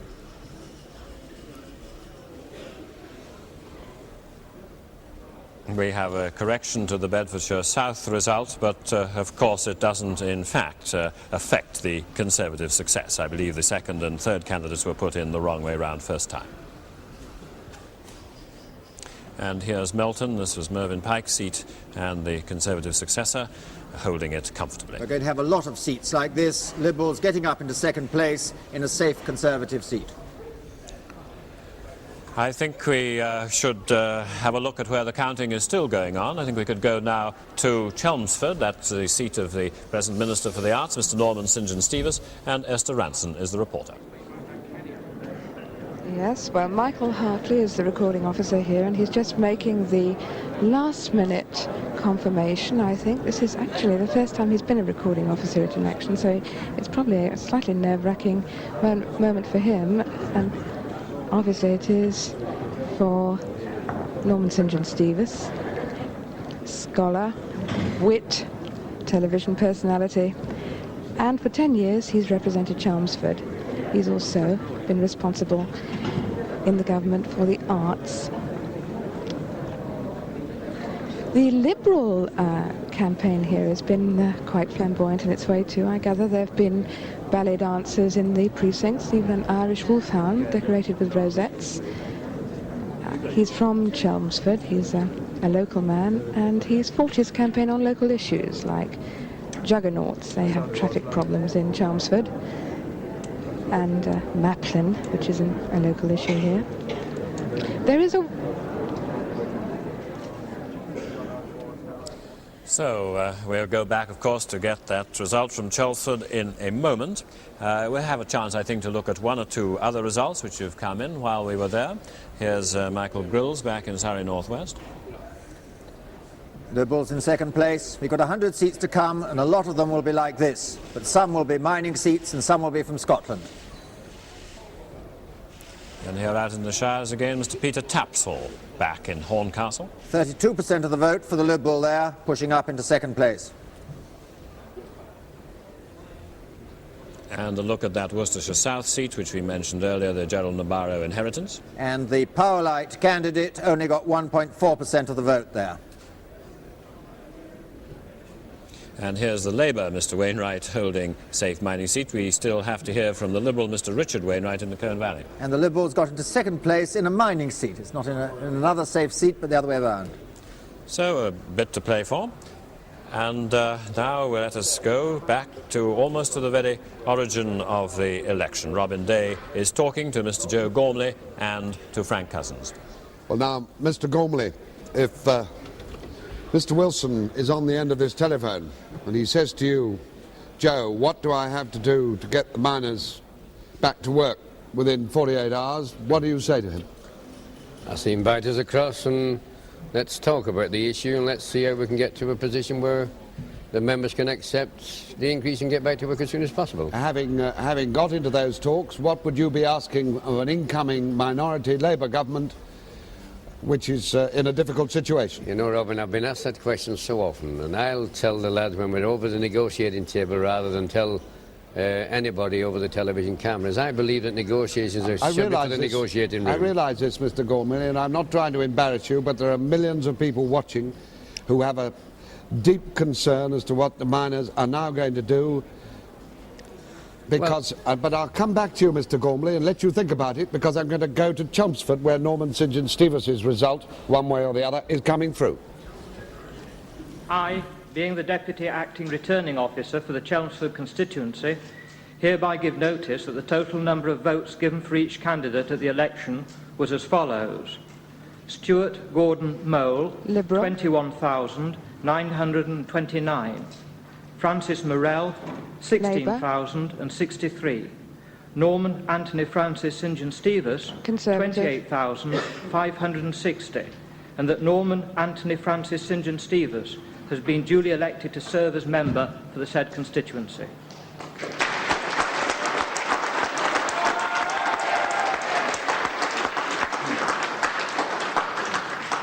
I must first thank the returning officer, Mr. Hartley, and his staff for the wonderfully efficient way in Liberals second with 33% of the vote. Norman Stevas' vote drops by 11%. The Labour vote drops by 12%. And so it's actually a slight swing to the Conservatives, except we don't talk about swinging seats for the second. Perhaps I can say to Stuart that I did describe him as an untried young man. Well, he has been tried and found to be an extremely good candidate indeed.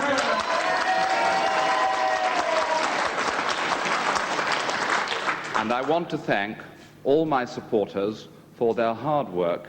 This has been a very good result for us because we lost 13,000 voters in some of our strongly conservative areas. And finally, may I say that Chelmsford has honoured me for the fourth time by electing me as member for this city and surrounding district. And I shall continue to do my best to serve everyone in this constituency, irrespective of party.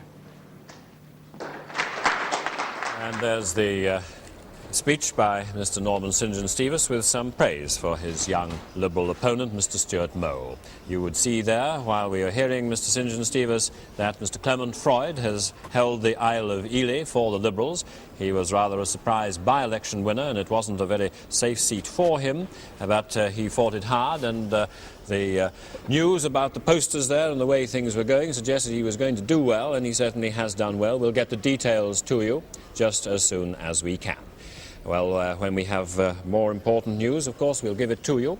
But I think we had to go away from Robin Day a little bit too quickly there. Let's go back to him again now. Mr. Gormley, you were going to tell me what you thought the miners would ask for from an incoming minority Labour government, weren't you?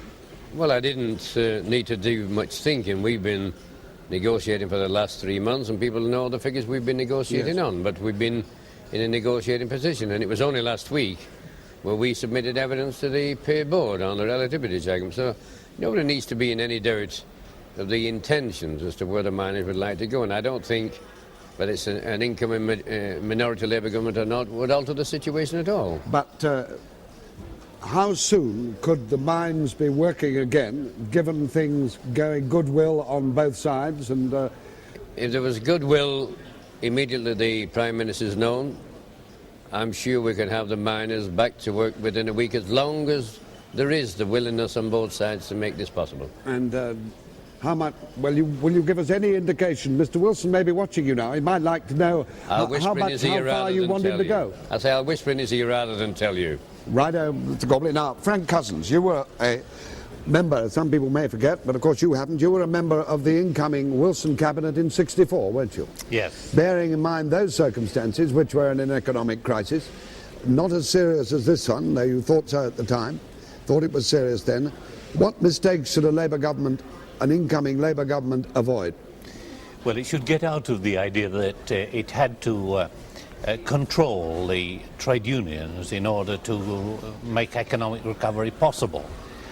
Each government for a number of years has thought that it needed to lay down some pattern as to which people like Joe should adhere, that they should be told before we start how much they can have and accept that as the will of the Medes and Persians.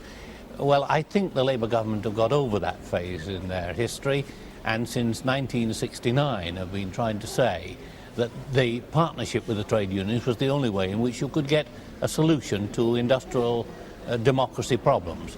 So that would be, I think, the first lesson that they would have to learn. The second one is You mean, what you're saying is abolish statutory controls on wages, pay board immediately? And have, in fact, understandings with the trade unions as to how they would present the economic facts to them, so that assessed and intelligent judgments could be made by men who lead these powerful trade unions in the interests of their own members and in the community in total. Granted that all trade unionists, and indeed perhaps a great many Conservative ministers, dislike statutory controls over wages in principle. In this particular economic situation, with inflation serious, and the balance of payments serious, and so on, is there not a case in this emergency for a minority Labour government keeping the controls on for a little while working towards a voluntary social compact contract Well, you know, trade union? In 1956, I made a speech in front of the TUC in which I said, if we're having a free-for-all, then the people I represent are part of the all. So if you think that John Brady, 3,088. Gerard Fitt, SDLP, 19,554.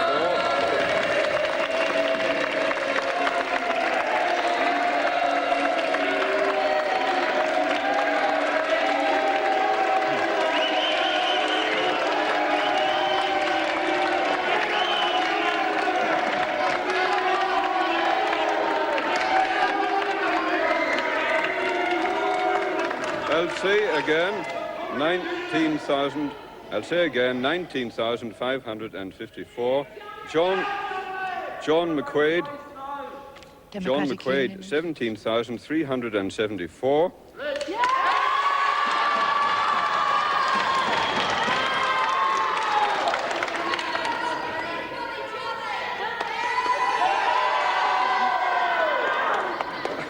Albert Price, 5,662, and that the undermentioned person has been duly elected to serve as a member for the said constituency, Gerard Fitt.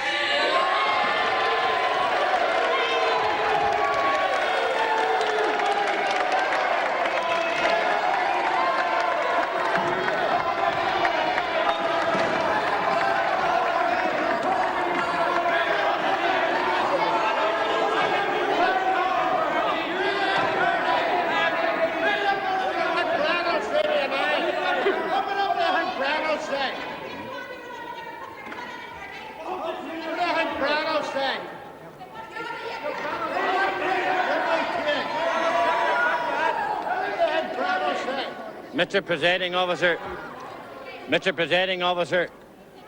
Kerr, I would like to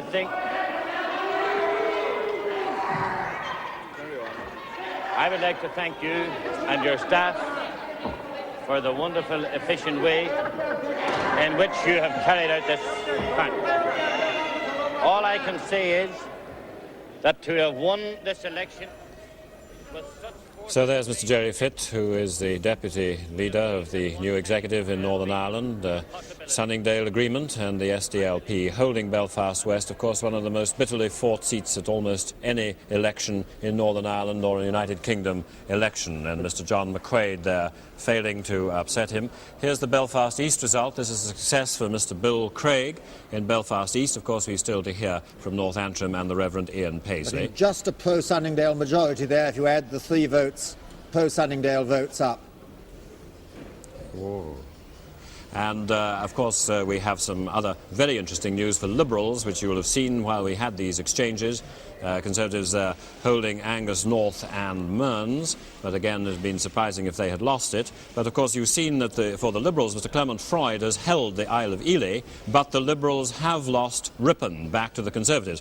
Now Mr. Freud took that narrowly in a by-election. He makes it look like a safe Liberal seat. Mr. John Stevens came back and fought it again, and he hasn't succeeded where other Conservatives have. And in Ripon, where Dr. Keith Hampson is the Conservative, they've taken it back.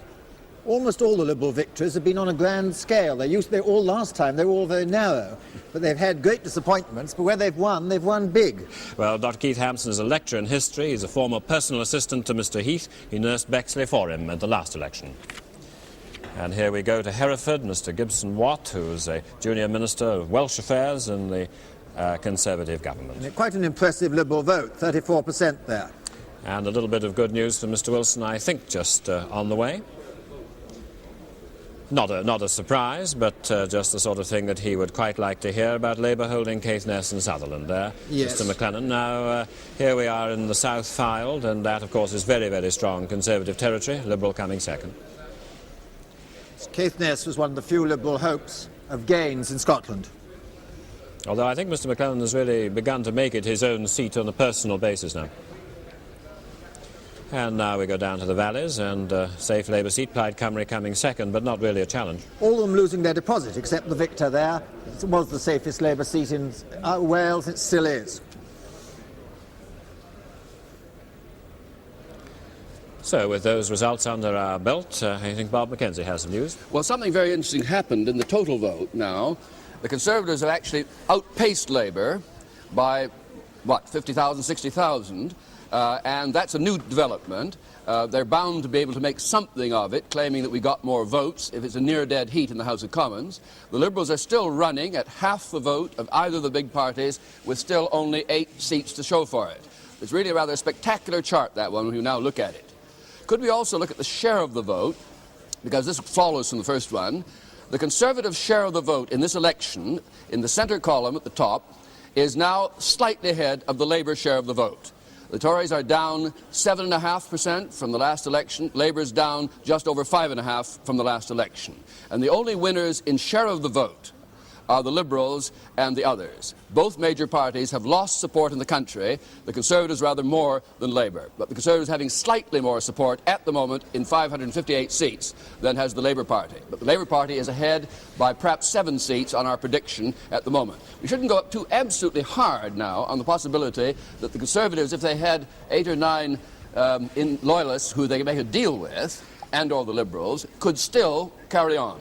I think it's a very nice question, though, Bob, whether Mr. Heath could make a deal with the Loyalists. After all, he's the one that wound up the Stormont government. He put the Assembly in, and indeed a great deal of faith has been put in him by, say, people like Mr. Gerry Fitt in coming into government in Northern Ireland. So a deal with the Loyalists would be very hard for him, and indeed very hard indeed for Mr. Wilson. For anybody. I mean, it's just sort of an open issue in one sense. I think myself the most likely thing is a Labour minority government, but I think we shouldn't say there is no possibility of a Conservative minority government the way things are going in these uncertain marginal areas like Northern Ireland. Well, of course, if you run something like a presidential election campaign, you get a presidential election result, you have the surplus of the votes, but you don't actually have the seat. No.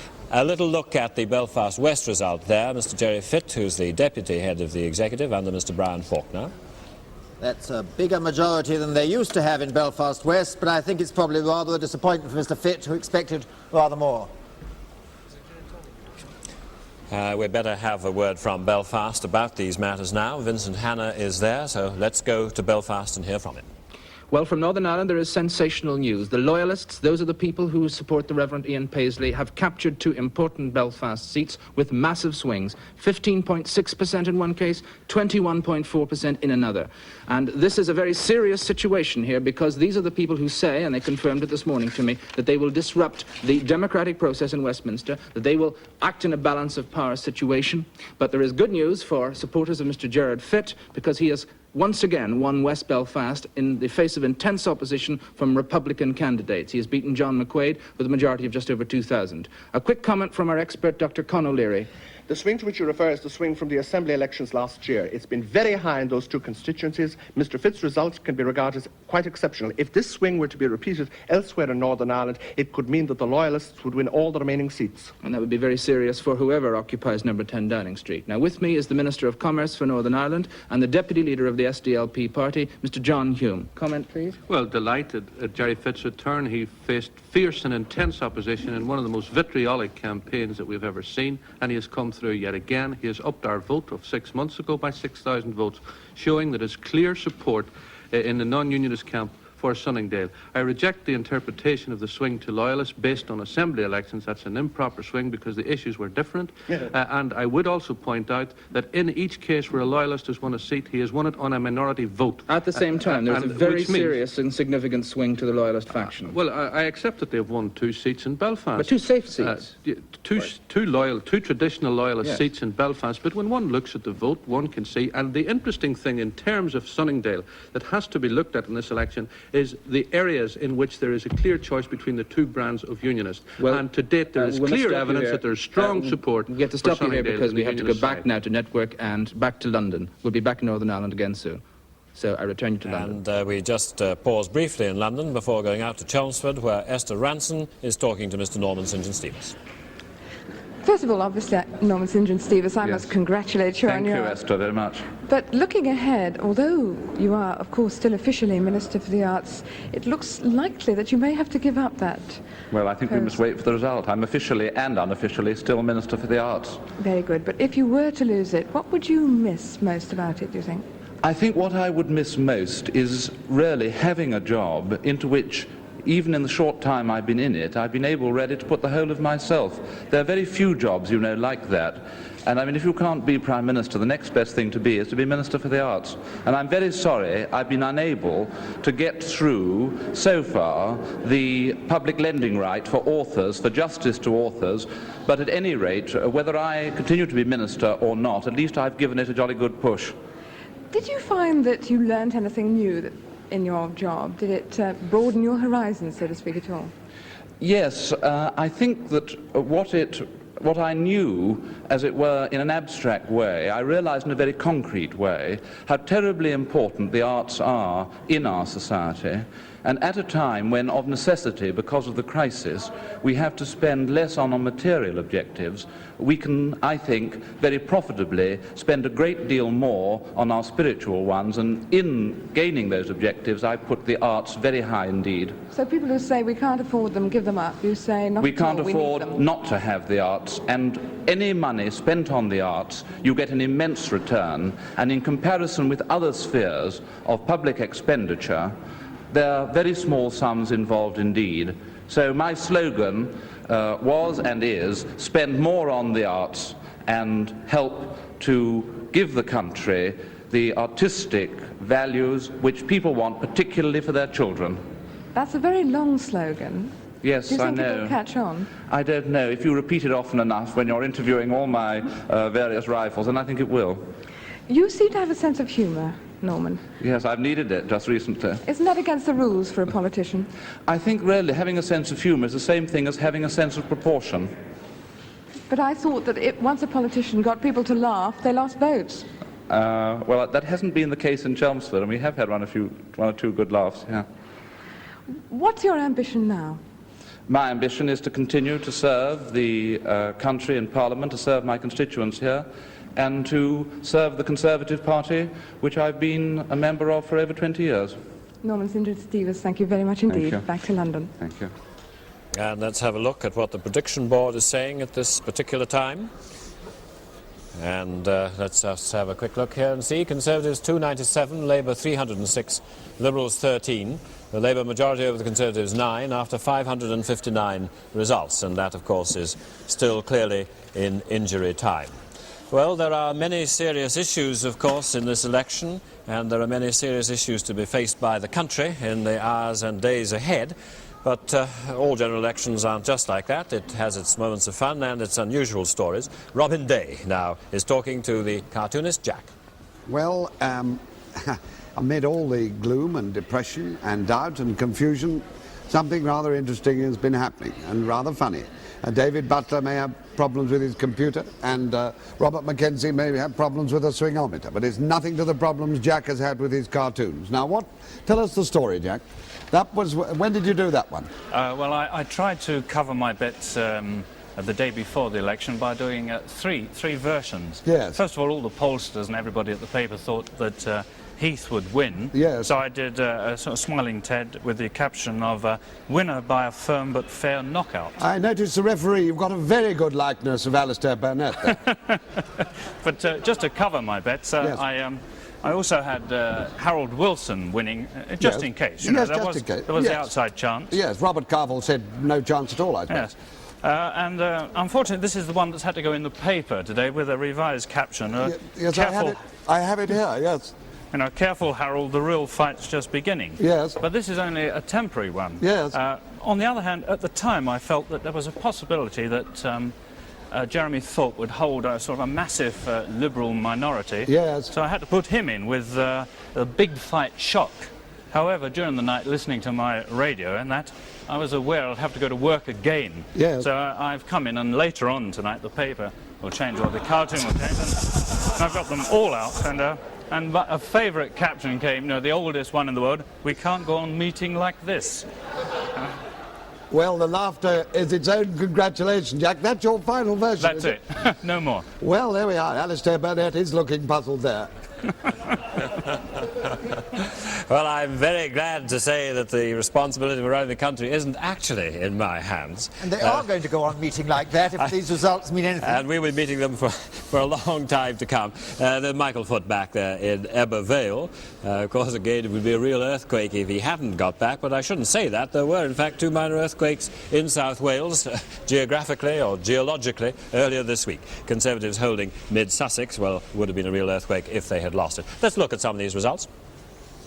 And here's mid-Sussex, Mr. Timothy Renton holding the seat. Liberals with 30%, up into second place, up 10%. And in Petersfield, Miss Joan Quennell back. Liberals up into second place, up 20% to 35% of the vote. Miss Quennell comfortably back. And Kettering, Sir Geoffrey de Freitas. Of course, when he left Lincoln, Mr. Dick Taverne took that seat, and so another saga began, but of course he's been back in Kettering since 1964. Very slight swing to Labour in this Steel seat. And in East Grinstead, the burghers there, loyally returning Mr. Geoffrey Johnson-Smith. Liberals still in second place and up to 34%.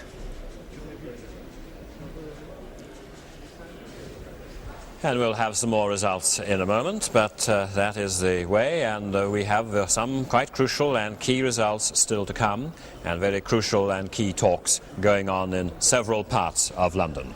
But this is a time perhaps to lift our eyes from the election exclusively, and let's go now to the newsroom where Kenneth Kendall will give us the news. Hello. Well, another cold afternoon for most of us, very cold in some eastern areas. If you look on the chart, you'll see there's outbreaks of rain, sleet and snow down many eastern parts of the country, from northeast Scotland down to Kent. As the afternoon goes on, though, this rain, sleet and snow will move away eastwards.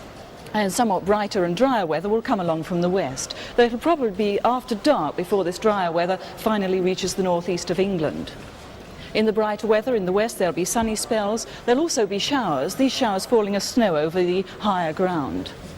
And then tonight, well, it'll become mostly dry, apart from a few showers near western coasts. But it's going to be a cold night with a fairly widespread moderate frost in most places. And possibly also in southeastern districts, a few mist and fog patches. Well, that's all from me, and now back to Alastair. And that does sound very much like a political forecast, mist and fog patches and snow on the higher ground.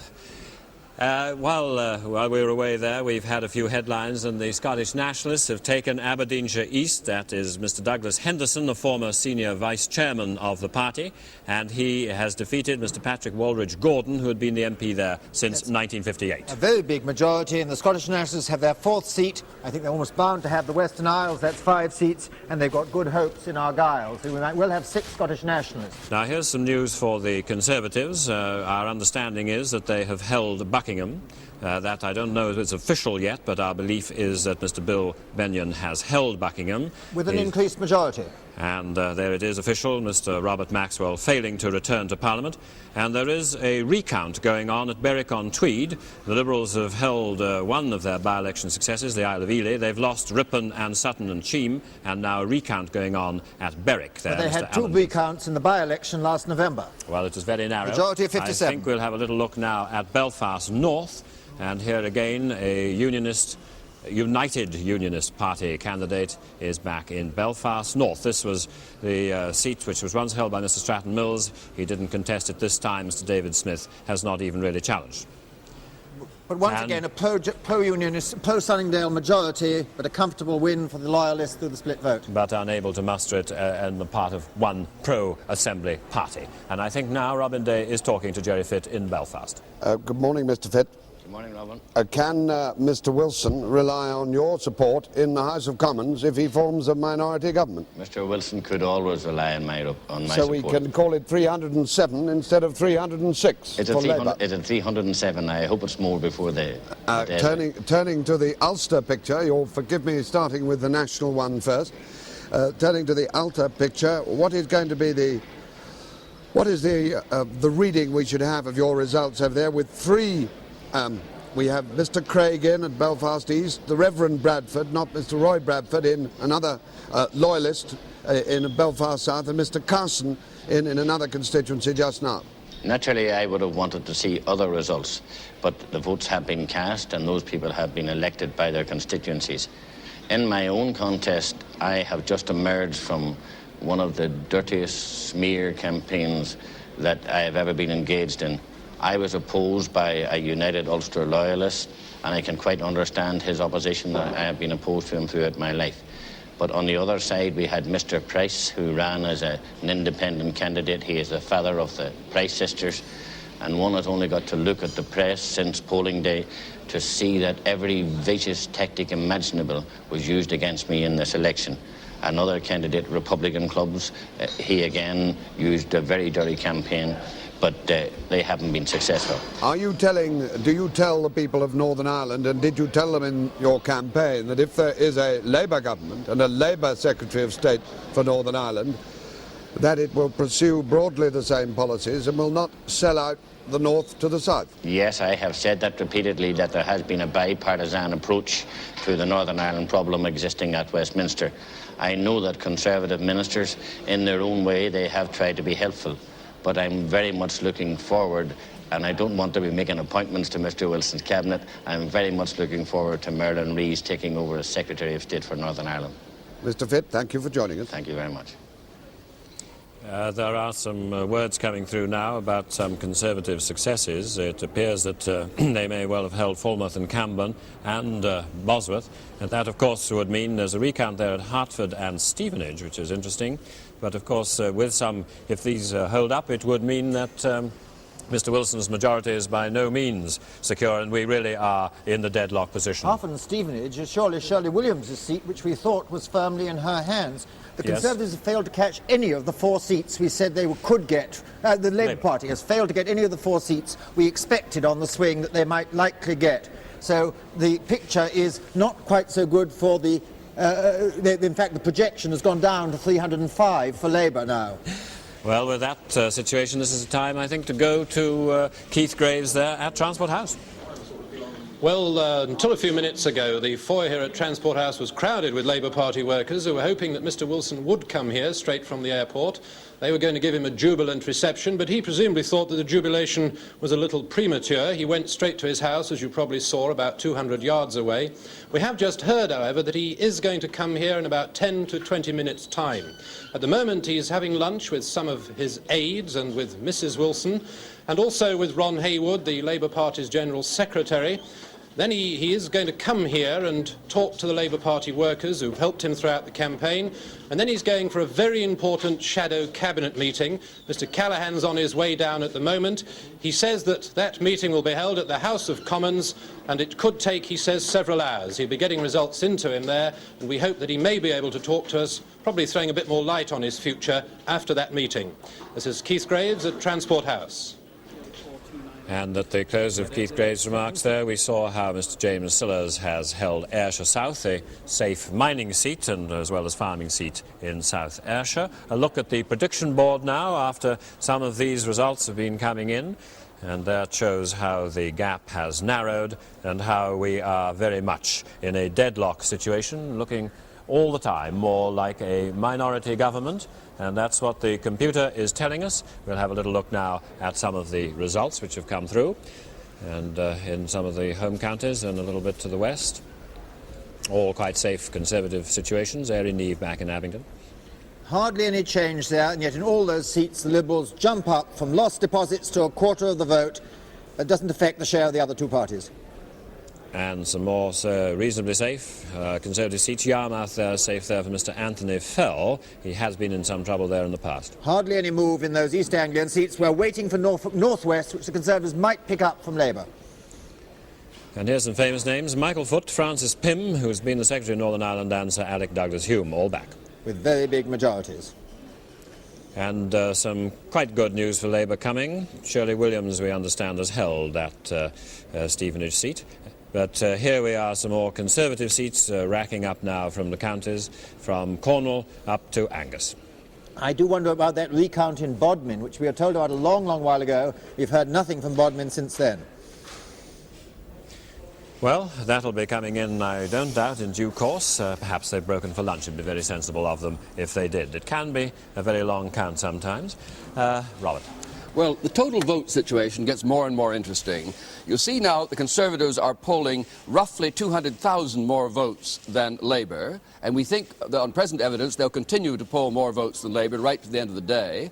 But what's really fascinating is the Liberal vote at 400,000 is the largest vote the Liberal Party has ever obtained in the history of the party.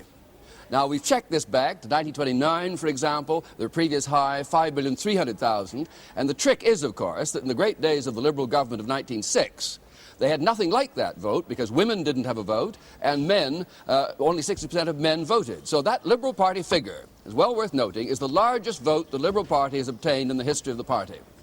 Where has it got them? Well, that's what we were talking about earlier, representation. It's got them 8 seats. And it takes a clear 800,000 now to win a Liberal seat. An interesting result there while we were talking. The Conservatives holding Aberdeenshire West. This was the seat, of course, of Lieutenant Colonel Colin Mitchell and Mr Russell Fairgrieve, who moved up at the last minute from the Borders. He was unsuccessful against Mr David Steele there in 1970. Mr Russell Fairgrieve has held that seat in Aberdeenshire West for the Conservatives. Remember, we told you that Aberdeenshire East has gone to the Scottish Nationalists. A little look now, if we have the opportunity, at some results. And I had no surprises there. Okay. And Jock Bruce Gardine, that was an outside chance, I think, for some of his rivals, but he's safely back. The Liberals were worrying Sir Harwood Harrison, but they're still 14% behind him in I. Commodore of the House of Commons Yacht Club. Here's Falmouth and Campbell, Mr. David Mudd holding that seat for the Conservatives. He won it in 1970. And there's Mr. Adam Butler holding Bosworth, and Mr. Maurice Macmillan, the former Employment Secretary, he's been at the Treasury most recently, holding Farnham. Well, Bosworth was one of Labour's hopes. There was a slight swing to the Conservatives in this mining seat, or seat with some miners in it. And these are reasonably safe seats coming through for the parties there, although the Conservatives obviously bucked, I suppose, by Falmouth and Campbell and by Bosworth. And now Robin. Well, coming back to the problems of the new government, Alf Allen of Usdaw, distinguished member of the trade union delegation, which has been talking with Mr. Heath off and on. Mr. Allen, what do you say that the trade unions can do to help a minority Labour government in this difficult situation, and in particular is the TUC's offer not to use an increase for the miners as an argument for their own claims still on the table, available to Harold Wilson? Well, firstly, today I have to say that clearly I'm disappointed that the Labour Party have not secured an overall victory over the other two parties. I'm left, because of that, facing, as I see it, a challenging and critical situation. But one thing I think is certain, that the trade union movement, given a leadership of Mr. Wilson and his government, creating the right kind of economic and social conditions that have been clearly indicated to us, given the return of a Labour government, that the trade union movement will respond in a responsible manner. Can I ask you one question, which you may not want to answer, but your answer would be very interesting if you cared to give it. Who do you think would be the best man to be Chancellor in a Labour government in this situation of perhaps lack of confidence abroad? Do you think you want a man of experience like Mr. Jenkins, or perhaps Mr. Healey, as most people expect? Well, it's really not for me to comment about that. The plain fact is that... You're a free citizen, Mr. Allen. Yes, I know, and I opt for the rights of a free citizen. And that is to say that the trade union movement will work with any cabinet minister which Mr. Wilson determines is advisable in the best interests of this country and the party. Is the trade union offer, TUC offer I mentioned, still on the table to Mr. Wilson? The offer, it's more than an offer in the sense in which we've had talks with the shadow cabinet as they were then. And certainly I believe that the essential thing is to get Britain back to work. And I'm quite convinced that the trade union movement will take every possible step to ensure that that takes place with all speed. Do you think that statutory controls must be swept away immediately in this situation? Oh, of course I do. The history points quite clearly to the fiasco of statutory controls in Britain. Well, we'll see what the new Labour government, if there is one, a minority Labour government, does. Thank you, Mr. Allen. Thank you. Alistair? And this is a chance to look at those close colleagues of Mr. Wilson's who have been returned in this election. No distinguished heads have rolled this time. Mr. Wilson himself back, Mr. James Callaghan, Sir Anthony Crossland, Michael Foot, Roy Hattersley, Dennis Healey, Roy Jenkins, Robert Mellish, Fred Peart, Reg Prentice. These are all names of the last Labour government. Merlin Rees, who might pick Northern Ireland. William Ross, it's not quite clear whether he would go on in Scotland. Peter Shaw, of course, with Europe. These are all the great names of the Conservative Party back. Indeed, Labour Party back, one has, of course, got to say that all the great names of the Conservative Party are back so far, with the exception of Mr. Gordon Campbell in Murray and Nairn, the former, now we must call him, Secretary of State for Scotland. A little look at some of the results. And there are 3 Labour seats. And 2 of them showing big swing, 2 in Wales, showing big swings to the Conservatives, right against the tide. Then the whole of Wales has, on balance, swung to the Conservatives and not to Labour. And the most marginal one there is the bottom one, Leon Britton taking Cleveland and Whitby. And there's a mining seat with a low swing to Labour. And 2 mining seats and a farming seat. And 2 mining seats, both swinging to the Conservatives. And a farming seat also swinging. 3 seats, all showing a movement against the national tide towards the Conservatives. And here we have no particular surprises in any of those.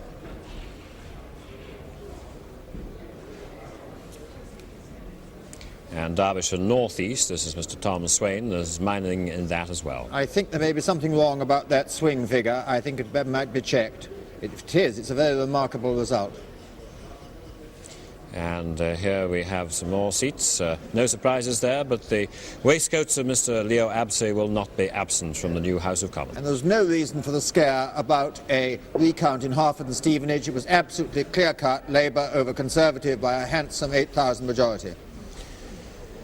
Now, David, what has the Labour Party got to look forward to if it's going to widen this gap now? It's down to a Labour majority over Conservative of only 7. Frankly, it has nothing to look forward to except saving Colne Valley from the assault of Richard Wainwright, which is one of the Liberals' best hope almost now. There are recounts going in Bodmin and Berwick, 2 seats the Liberals hoped, one they hope to hold, one they hope to win.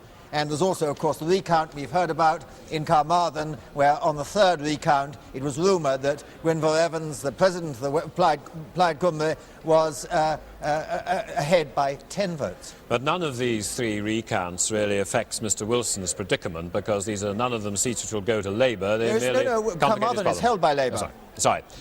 So there's at least one thing for Mr. Wilson to keep his fingers crossed about. The others, fights between Conservatives and Liberals. And, of course, we still haven't heard yet from some of the seats that the Scottish Nationalists hope to take. Now, Robin. Well, 3 well-informed political journalists are joining me now to speculate on the new situation, which we will assume for the purposes of argument is a minority Labour government under Mr. Wilson. How will this affect his cabinet, and do you think that his cabinet, particularly the key office of Chancellor, will be affected by the situation in which he finds himself? Alan Watkins. Yes, Chancellor is the key job, really. It's much more important than Foreign Secretary. In some ways, you could argue that Denis Healey would be a reliable choice, because he's a rather stern fellow and seems set to inaugurate a regime of Cromwellian austerity which might please the foreign bankers. On the other hand, he has not had experience, whereas Roy Jenkins has. Now, Roy Jenkins, it's fairly well known, wants to be Foreign Secretary, though I don't think he'd say no to going back... to renegotiate the Treaty of Rome? I think that would be farmed out to somebody else, you know. See. I think there'd be someone like Peter Shaw, or we've had this rather lunatic speculation that Enoch Powell might be offered the job. I don't think that's odd by itself. But Roy Jenkins would like the perks of being Foreign Secretary, to be another great office of state for him to have held. You have this dilemma in Wilson's mind. Is Mr. Crosland a possibility? I think Mr. Crosland's a possibility. The other possibility, of course, is Mr. Harold Lever, who would certainly command respect of a sort in international financial circles, except that he has what are considered various dotty ideas, such as he believes in growth and not punishing people and not creating unemployment deliberately. And in the present economic climate, these would be rather unfashionable. Ian Waller, what do you think about it? Well, I think Mr. Healey is the most likely choice for it, because it's not only, as Alan rightly says, the most important job, it's also the most urgent job, because there has to be a budget within a month. And there has to be probably negotiations with foreign bankers for a massive loan to cover our balance of payments deficit. So therefore, as Denis Healey has been preparing the ground as Shadow Chancellor, I would guess that he will continue in that way, with Roy Jenkins as Chancellor, as Foreign Secretary. Comment, Andrew Alexander? Well, I would think that, as a matter of fact, Crosland is an outsider to go for in this particular situation. When Roy Jenkins was made Chancellor in place of Mr. Callaghan, in fact, it was thought, on very good grounds, that Mr. Wilson, in fact, at first had thought that he would prefer Anthony Crosland. I think he's a very likely figure. It is such a key figure because it's that face just going through number 11 Downing Street, which will have the whole effect on the external currency markets. Well, we'll perhaps see a little of Westminster and Mr. Wilson shortly. We are waiting now for the result from Barry, where Sir Raymond Gower is the defending Conservative candidate. We'll have a little look at some results if we have a moment. There's the 3 for the Conservatives there. But the Aberdeenshire West is the interesting one. The Liberals came fairly near to taking that seat. They held from 66 to 70. They were, though, 3% behind the Conservatives. Mr. Fairgrieve gets the seat that Mad Mitch had. And Mr. Corrie Farmer taking Fitzroy MacLean's old seat.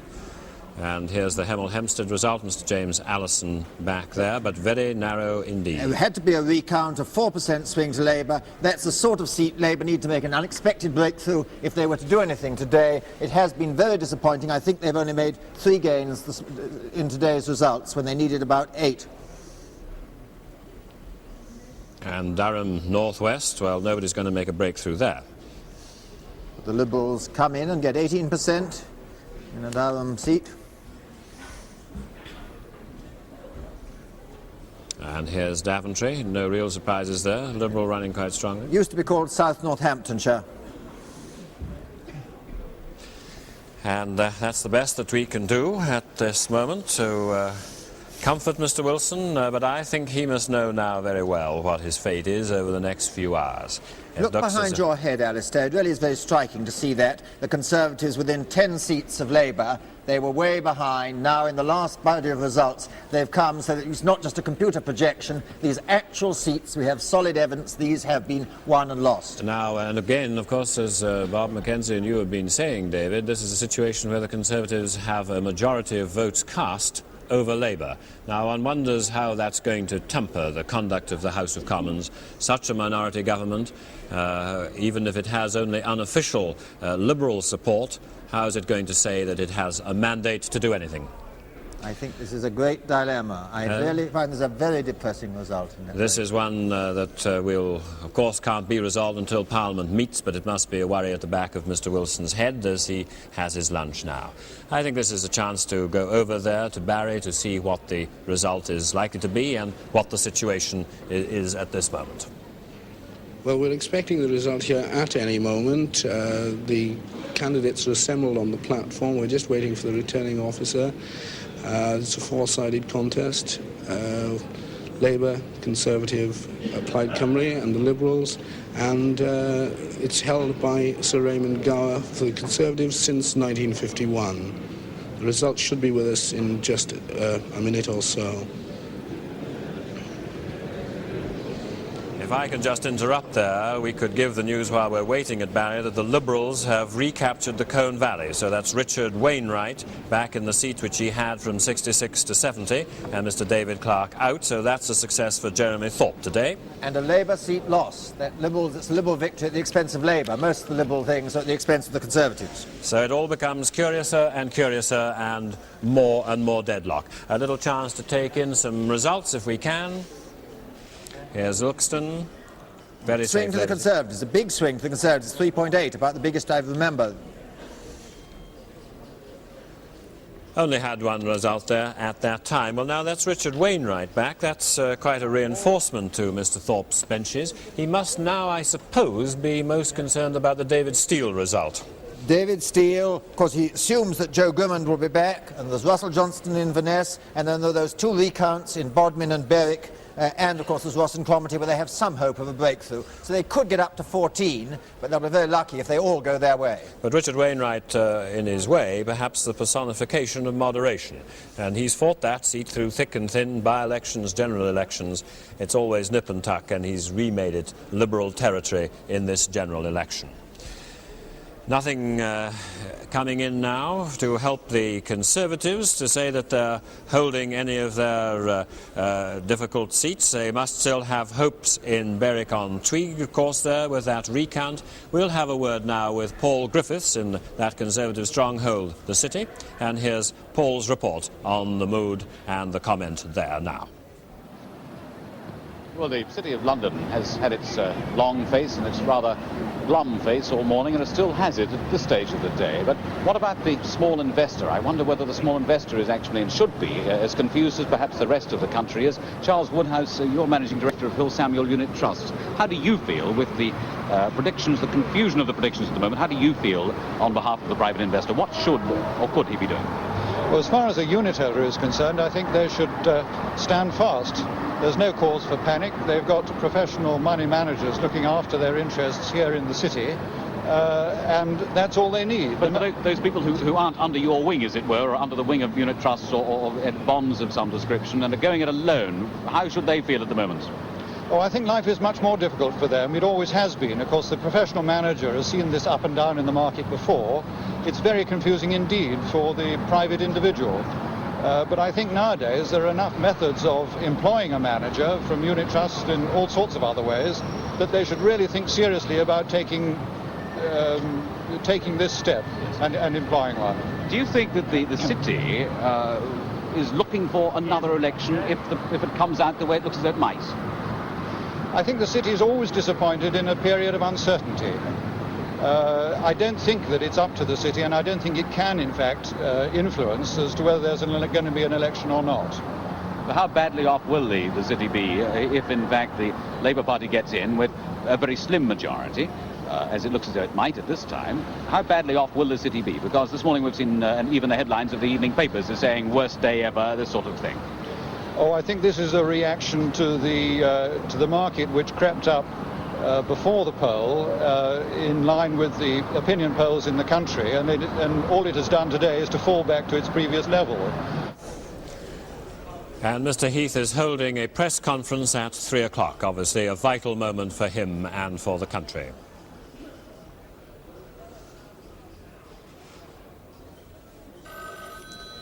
And with that situation at 2 o'clock, the Conservatives just 10 seats behind Labour at this time, and Liberals and others with 20 seats holding the balance. As I was saying, Mr. Heath with a press conference at 3 o'clock, where no doubt he will make his intentions known. Just one brief footnote, you may have seen the Conservatives holding Norfolk South. That's another of Mr. Heath's young men, Mr. John McGregor, who's been his private secretary, into the House of Commons. So the young Heath men are doing well, even if Mr. Heath himself appears to be on the way out in this general election. However, he's talking at 3 o'clock. A little look at that Liberal gain in the Lacone Valley. There's Richard Wainwright back, and Mr. David Clark, who had the seat for Labour since 1970.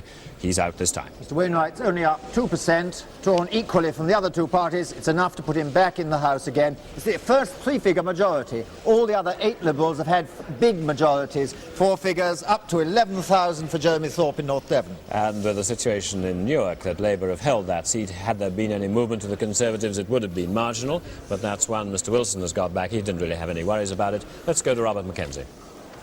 Well, in the southeast, almost all the results are in now, some 64 out of 68. The last one that might have been really close, Buckingham has gone Conservative and Robert Maxwell has lost out. And we've heard that Shirley Williams is back at Hertford and Stevenage. And the only 4 remaining are Saffron Walden, Braintree, Malden and Canterbury, and all of them expected to be safe Conservative wins. On the whole, a rather surprising lack of change, when you think of it. Only 2 Conservative losses, and therefore 2 Labour gains, Gravesend and Luton East. Perhaps surprising that the Liberals, granted they've doubled their share of the vote in this area, have not been able to pick up anything, even in areas adjoining London where one thought they might do extremely well. Again, the story of a powerful Liberal vote, but not paying off in seats. The ones we watched at the beginning of the evening last night, which might be at risk, well, Labour held all theirs at risk down here, and the 2% swing, give or take a bit, toward the Labour Party gave Labour one gain, the important gain at Gravesend, and another at Luton East. But they didn't manage to cut through in Dover, Oxford and Buckingham the way they might have hoped to do on the way things began last night. When we come to London, it's all in now. Result is 50 Labour seats, up 4, 42 Conservative seats, down 4, and no Liberals again. Liberals losing their one real hope of holding Sutton and Cheam, and no breakthrough at places like Richmond, where they had every reason to think they might do very well. The 4 Labour gains, Ealing North, Battersea South, Lewisham West, Ilford South. Not a great change, and considering the national picture, perhaps about par for the course. Voting in London is well below the level of the nation, but considerably higher turnout than at the last election in 1970. And looking again at the marginals we followed with interest all the time, Labour held all theirs at risk to any kind of Conservative swing down here, and Conservatives surprisingly held several that were at risk to the kind of swing that's actually occurred. Again, this crisscross pattern we've had in many of these closely fought seats. Labour gain at Lewisham West, Ealing North, Ilford, Battersea South. A picture then of major stability in the southeast, with just a shift to the Labour Party, enough perhaps to contribute to that national lead over the Conservatives that they might still reasonably expect to hold. Alistair. And of course, the picture Bob is painting there is totally different from what the opinion polls were saying locally about the southeast of England. We're now in Smith Square, which of course is where the Conservatives and Labour parties have their central offices at Transport House and Conservative Central Office. And here we have Mr Wilson coming through with Mr Hayward, who's the General Secretary of the Labour Party, a throng of admirers. He's coming obviously to Transport House to say his thanks to all the workers there, holding his hand up in triumph, or near triumph, I suppose one has to say. Clearly he's now the chief candidate for the next occupant of number 10 Downing Street. What remains to be seen are the precise terms on which he expects to go there. Pausing to have his photograph taken, lost the picture just for a moment there, Mr Wilson making his way towards Transport House. And there's no question but the photographers follow the winner at this particular moment in the election. There goes Mr Wilson inside, a cheer for him, and all the lights, all the marks of a man coming back to power, even if it's only minority power.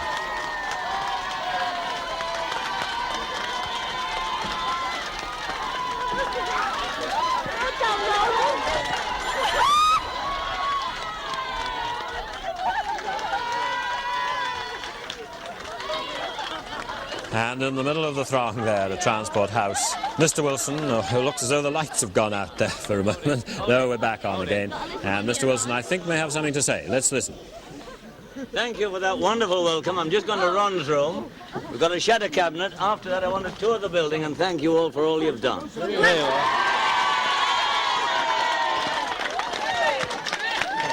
Are you holding the cabinet meeting here, Mr. Wilson? Yes. You are here now. Thank you.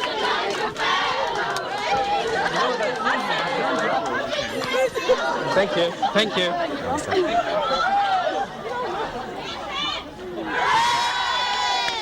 Thanks.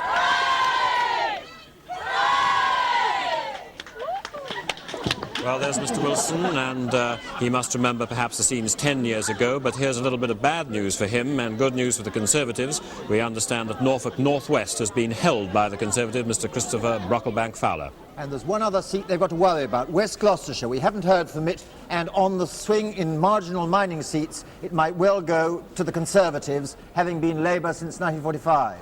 Mr Wilson, his plans then, as he said, to have a meeting of his close colleagues who he would hope to form a cabinet with, no doubt, at Transport House. That's at 2:30, I understand. And at 3 o'clock, Mr Heath has his press conference to announce, I imagine, his intentions. The Liberals are holding a press conference now. Let's go there. And here we have the familiar television apparatus, which the Liberals have installed, of course, for Mr Thorpe to campaign nationally from his seat at North Devon. Apparently they haven't actually begun there, and we'll have a look at that. There's Sir David Renton back in Huntingdonshire. Of course, it would be a very great surprise if the Conservatives didn't hold that. So we'll have a look at what the computer is predicting at this particular time as the parties gather their thoughts. And this is how a computer sees the result of the election. Labour 304, Conservative 299, Liberal 12, Nationalist 7, others 13. And there we have the computer projection, which Mr Wilson, Mr Heath, Mr Thorpe, and indeed the Nationalists, and indeed those results in Northern Ireland, we've yet to hear from the Reverend Ian Paisley, must have very much on their minds. Well now, Graham, that's what the computer's saying. What do you say to it? Well, the prediction we have there is very much like we've been having before, except that the gap is narrowing. Labour over Conservative is now down to 5 seats. You'll also notice that we've broken up the prediction for other parties so that we're showing the Nationalists separately from the Northern Ireland seats and the Lincoln seat, the independent Labour seat there.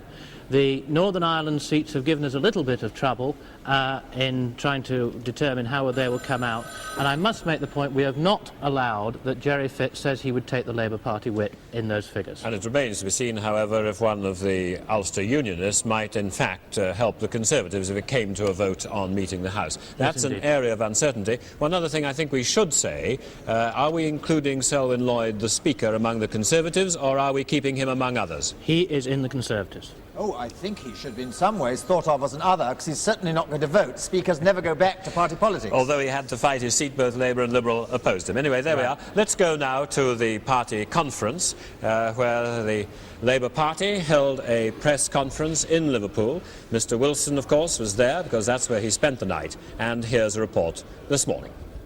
I, the undersigned, being the acting returning officer for the constituency above mentioned. That wasn't, in fact, the press conference this morning. Of course, so many things have happened today. We can't just call it always out of the thin air like that. However, we'll try and get it to you. You've heard Mr Wilson there in Transport House, and I imagine that gave you the mood of things just as well as anything he felt when he got up this morning. And what, of course, men's secret thoughts are at this moment. Mr Wilson must have wanted to get back to 10 Downing Street. Did he want to get back on these terms? A look at some of the results here. Newark, there's a Labour seat now rather safer than it had been. Average swing for the East Midlands. And in Durham, that's a safe Labour seat at all times. But a massive swing to the Conservatives. The Liberals must have cut into the Labour vote.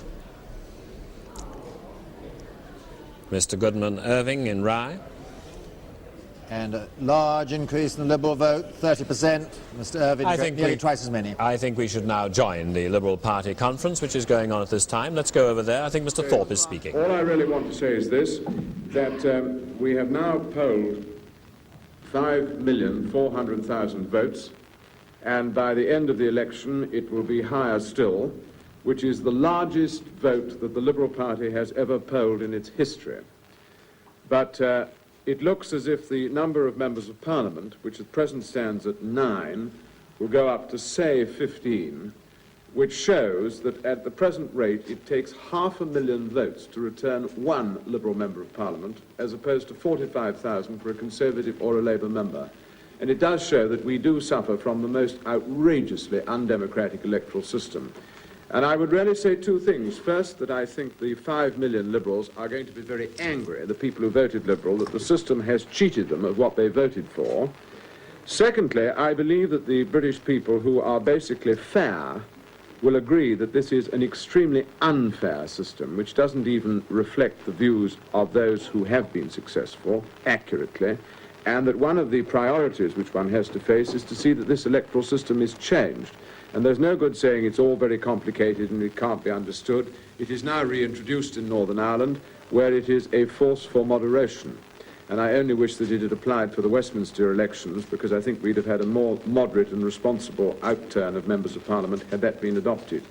I would merely say to the 5.5 million Liberals that on the basis of a civilised democratic electoral system, we would now have between 100 and 150 members of Parliament. We're going to get that system changed sooner or later. They must hold fast. We have broken through. Naturally, we're disappointed we members of Parliament. Of course we are, but that is the system. It is through no fault of Liberals, who have campaigned superbly and have come up with 5.5 million votes plus. We have broken the two-party system. That is perfectly plain. And insofar as we will have an opportunity to exercise some influence next week, I can assure my fellow Liberals, and through them the country, that we will exercise what influence we have in the direction of moderation, in the direction of getting the maximum degree of national unity in this country, and to try and get an agreed package of proposals which can get this country back on the rails into a proper economic solution of our problems. And we approach that new responsibility, I hope, with a sense of responsibility and a sense of humility. But I want to thank people who voted Liberal all over the country. There have been some superb campaigns fought. We are well placed in many constituencies now to move one place up to victory next time. And as far as Liberals are concerned, I want them to keep their organisation ticking over. They can take the weekend off, and they start work again, I hope, on Monday. Thank you, Jeremy. On the question of electoral reform, although Mr Heath and Mr Wilson both said at press conferences on Wednesday that they didn't think that a free vote on Kilbrandon, which of course includes the single transfer. And let's see what the situation is. That was the Liberal Party conference. Let's go now to Berwick-on-Tweed. Gordon Johnson Adam. Labour. 4,326. Alan James Beath. Liberal. 15,732. I'll say that again. Alan James Beath. The Liberal. 15,732. John Donald Morrison Hardy, Conservative. 15,289. So the Liberal has retained Berwick. And I declare that the said Alan James Bees has been duly elected to serve as the member for the constituency.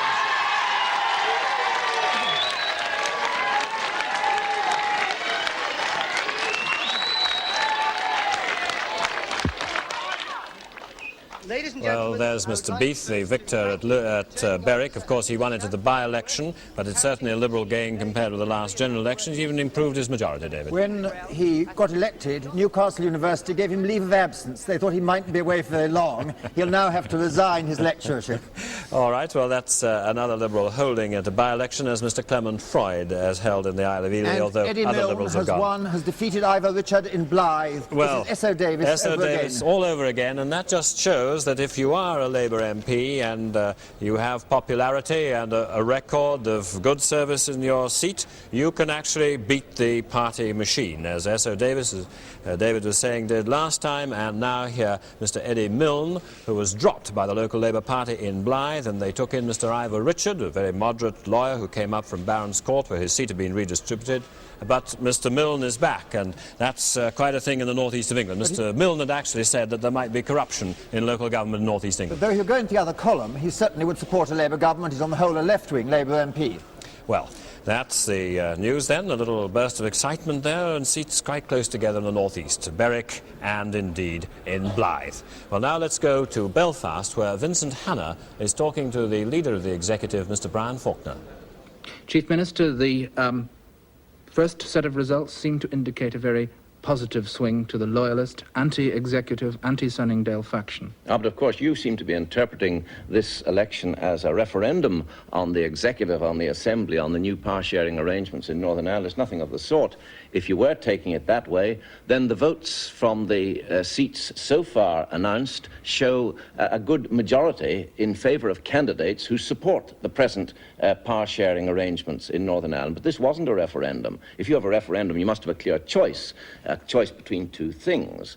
In these seats, there was a multiplicity of candidates, and certainly, whilst I'm disappointed that candidates who firmly support our policies didn't win the seats, nevertheless, I cannot regard it as a referendum or as any kind of a test of how the people of Northern Ireland view the present arrangements. It must surely be a fact, though, that the results here will weaken the morale of the people who are supporting power sharing. I doubt that very much. In fact, I would feel that this will make people even more determined to go ahead. For instance, had our candidates who firmly support this line had a clear run, as I said to you a moment ago, they would obviously have had a victory. Therefore, I think it will encourage people who believe that the arrangements are right to support them with greater vigour. Well, you seem to be blaming then your colleagues in the SDLP and the Alliance Party. Well, we all agreed, of course, in the coalition government here, that we would put our candidates up if we wish to do so in particular constituencies, because although we're together as a coalition in government, we are still preserving our identities outside of government. You have always broadly supported the Conservative Party in Britain. What is going to happen now when loyalist MPs go over and Well, hold I the can't balance speak of power? for them, you know, what they would want to do. Those of them, like members of the official unionist party, are, according to the constitution of their party, actually delegates to the Conservative Party, but I can't speak for them. I don't know what they'll do. But are you going to stomach any renegotiation of the Sunningdale Agreement, any renegotiation of the terms by which you hold power? The leader of the Conservative Party, the leader of the Labour Party, the leader of the Liberal Party have all said that they firmly support the Constitution Act. They supported it by their votes at Westminster last year. They've all said there can't be any renegotiation of that act. I don't believe there can either. And I firmly believe that if people try to do that, then they are weakening our position within the United Kingdom. They are pointing to the day when Northern Ireland can no longer stay in the United Kingdom. And that, to me, would be political tragedy. Will you be happy to work with a Labour Prime Minister and a Labour Cabinet? Indeed. It's been my privilege in government over a period of 15 years or so to work with Harold Wilson and George Brown and Ted Heath and Harold Macmillan and Lord Hume, and I've never found any problem in working with Labour Party rather than Conservative Party. I'm quite certain that they will be gentlemen in politics. Thank you very much, Chief Minister. This is Vincent Hanna in Belfast, and now back to Alistair Burnett in London. Mr. Brian Faulkner, his head is sometimes bloody, but it's never bowed. Let's have a look at some results. We have some results in train. Here's Blythe. We shouldn't really call this ILP because that has connotations of the past. It merely means that Mr. Edward Milne is taking that seat as an independent. That is a most impressive result, really. 6,000 majority for a man who's bucked the party machine, denied the party nomination on grounds of having exposed corruption or other rows in North West. But it really is a big thing. And here's a good one for the Conservatives, Mr. Brocklebank Fowler holding Norfolk North West. After a narrow margin. Last time it was the narrowest and the second narrowest in the election, I think. And now we come to the Wirral. Here's the Speaker. I think it's rather regrettable that the Speaker was opposed. It's not the normal practice. Mr. Lloyd was, and of course he's just held it with a normal Conservative majority. And I think it's a little misleading to think of him as Conservative, because he really will be an independent, non-party character. And here's Sir David Renton, a confirmation of that result. And a good Liberal vote, nearly 30%.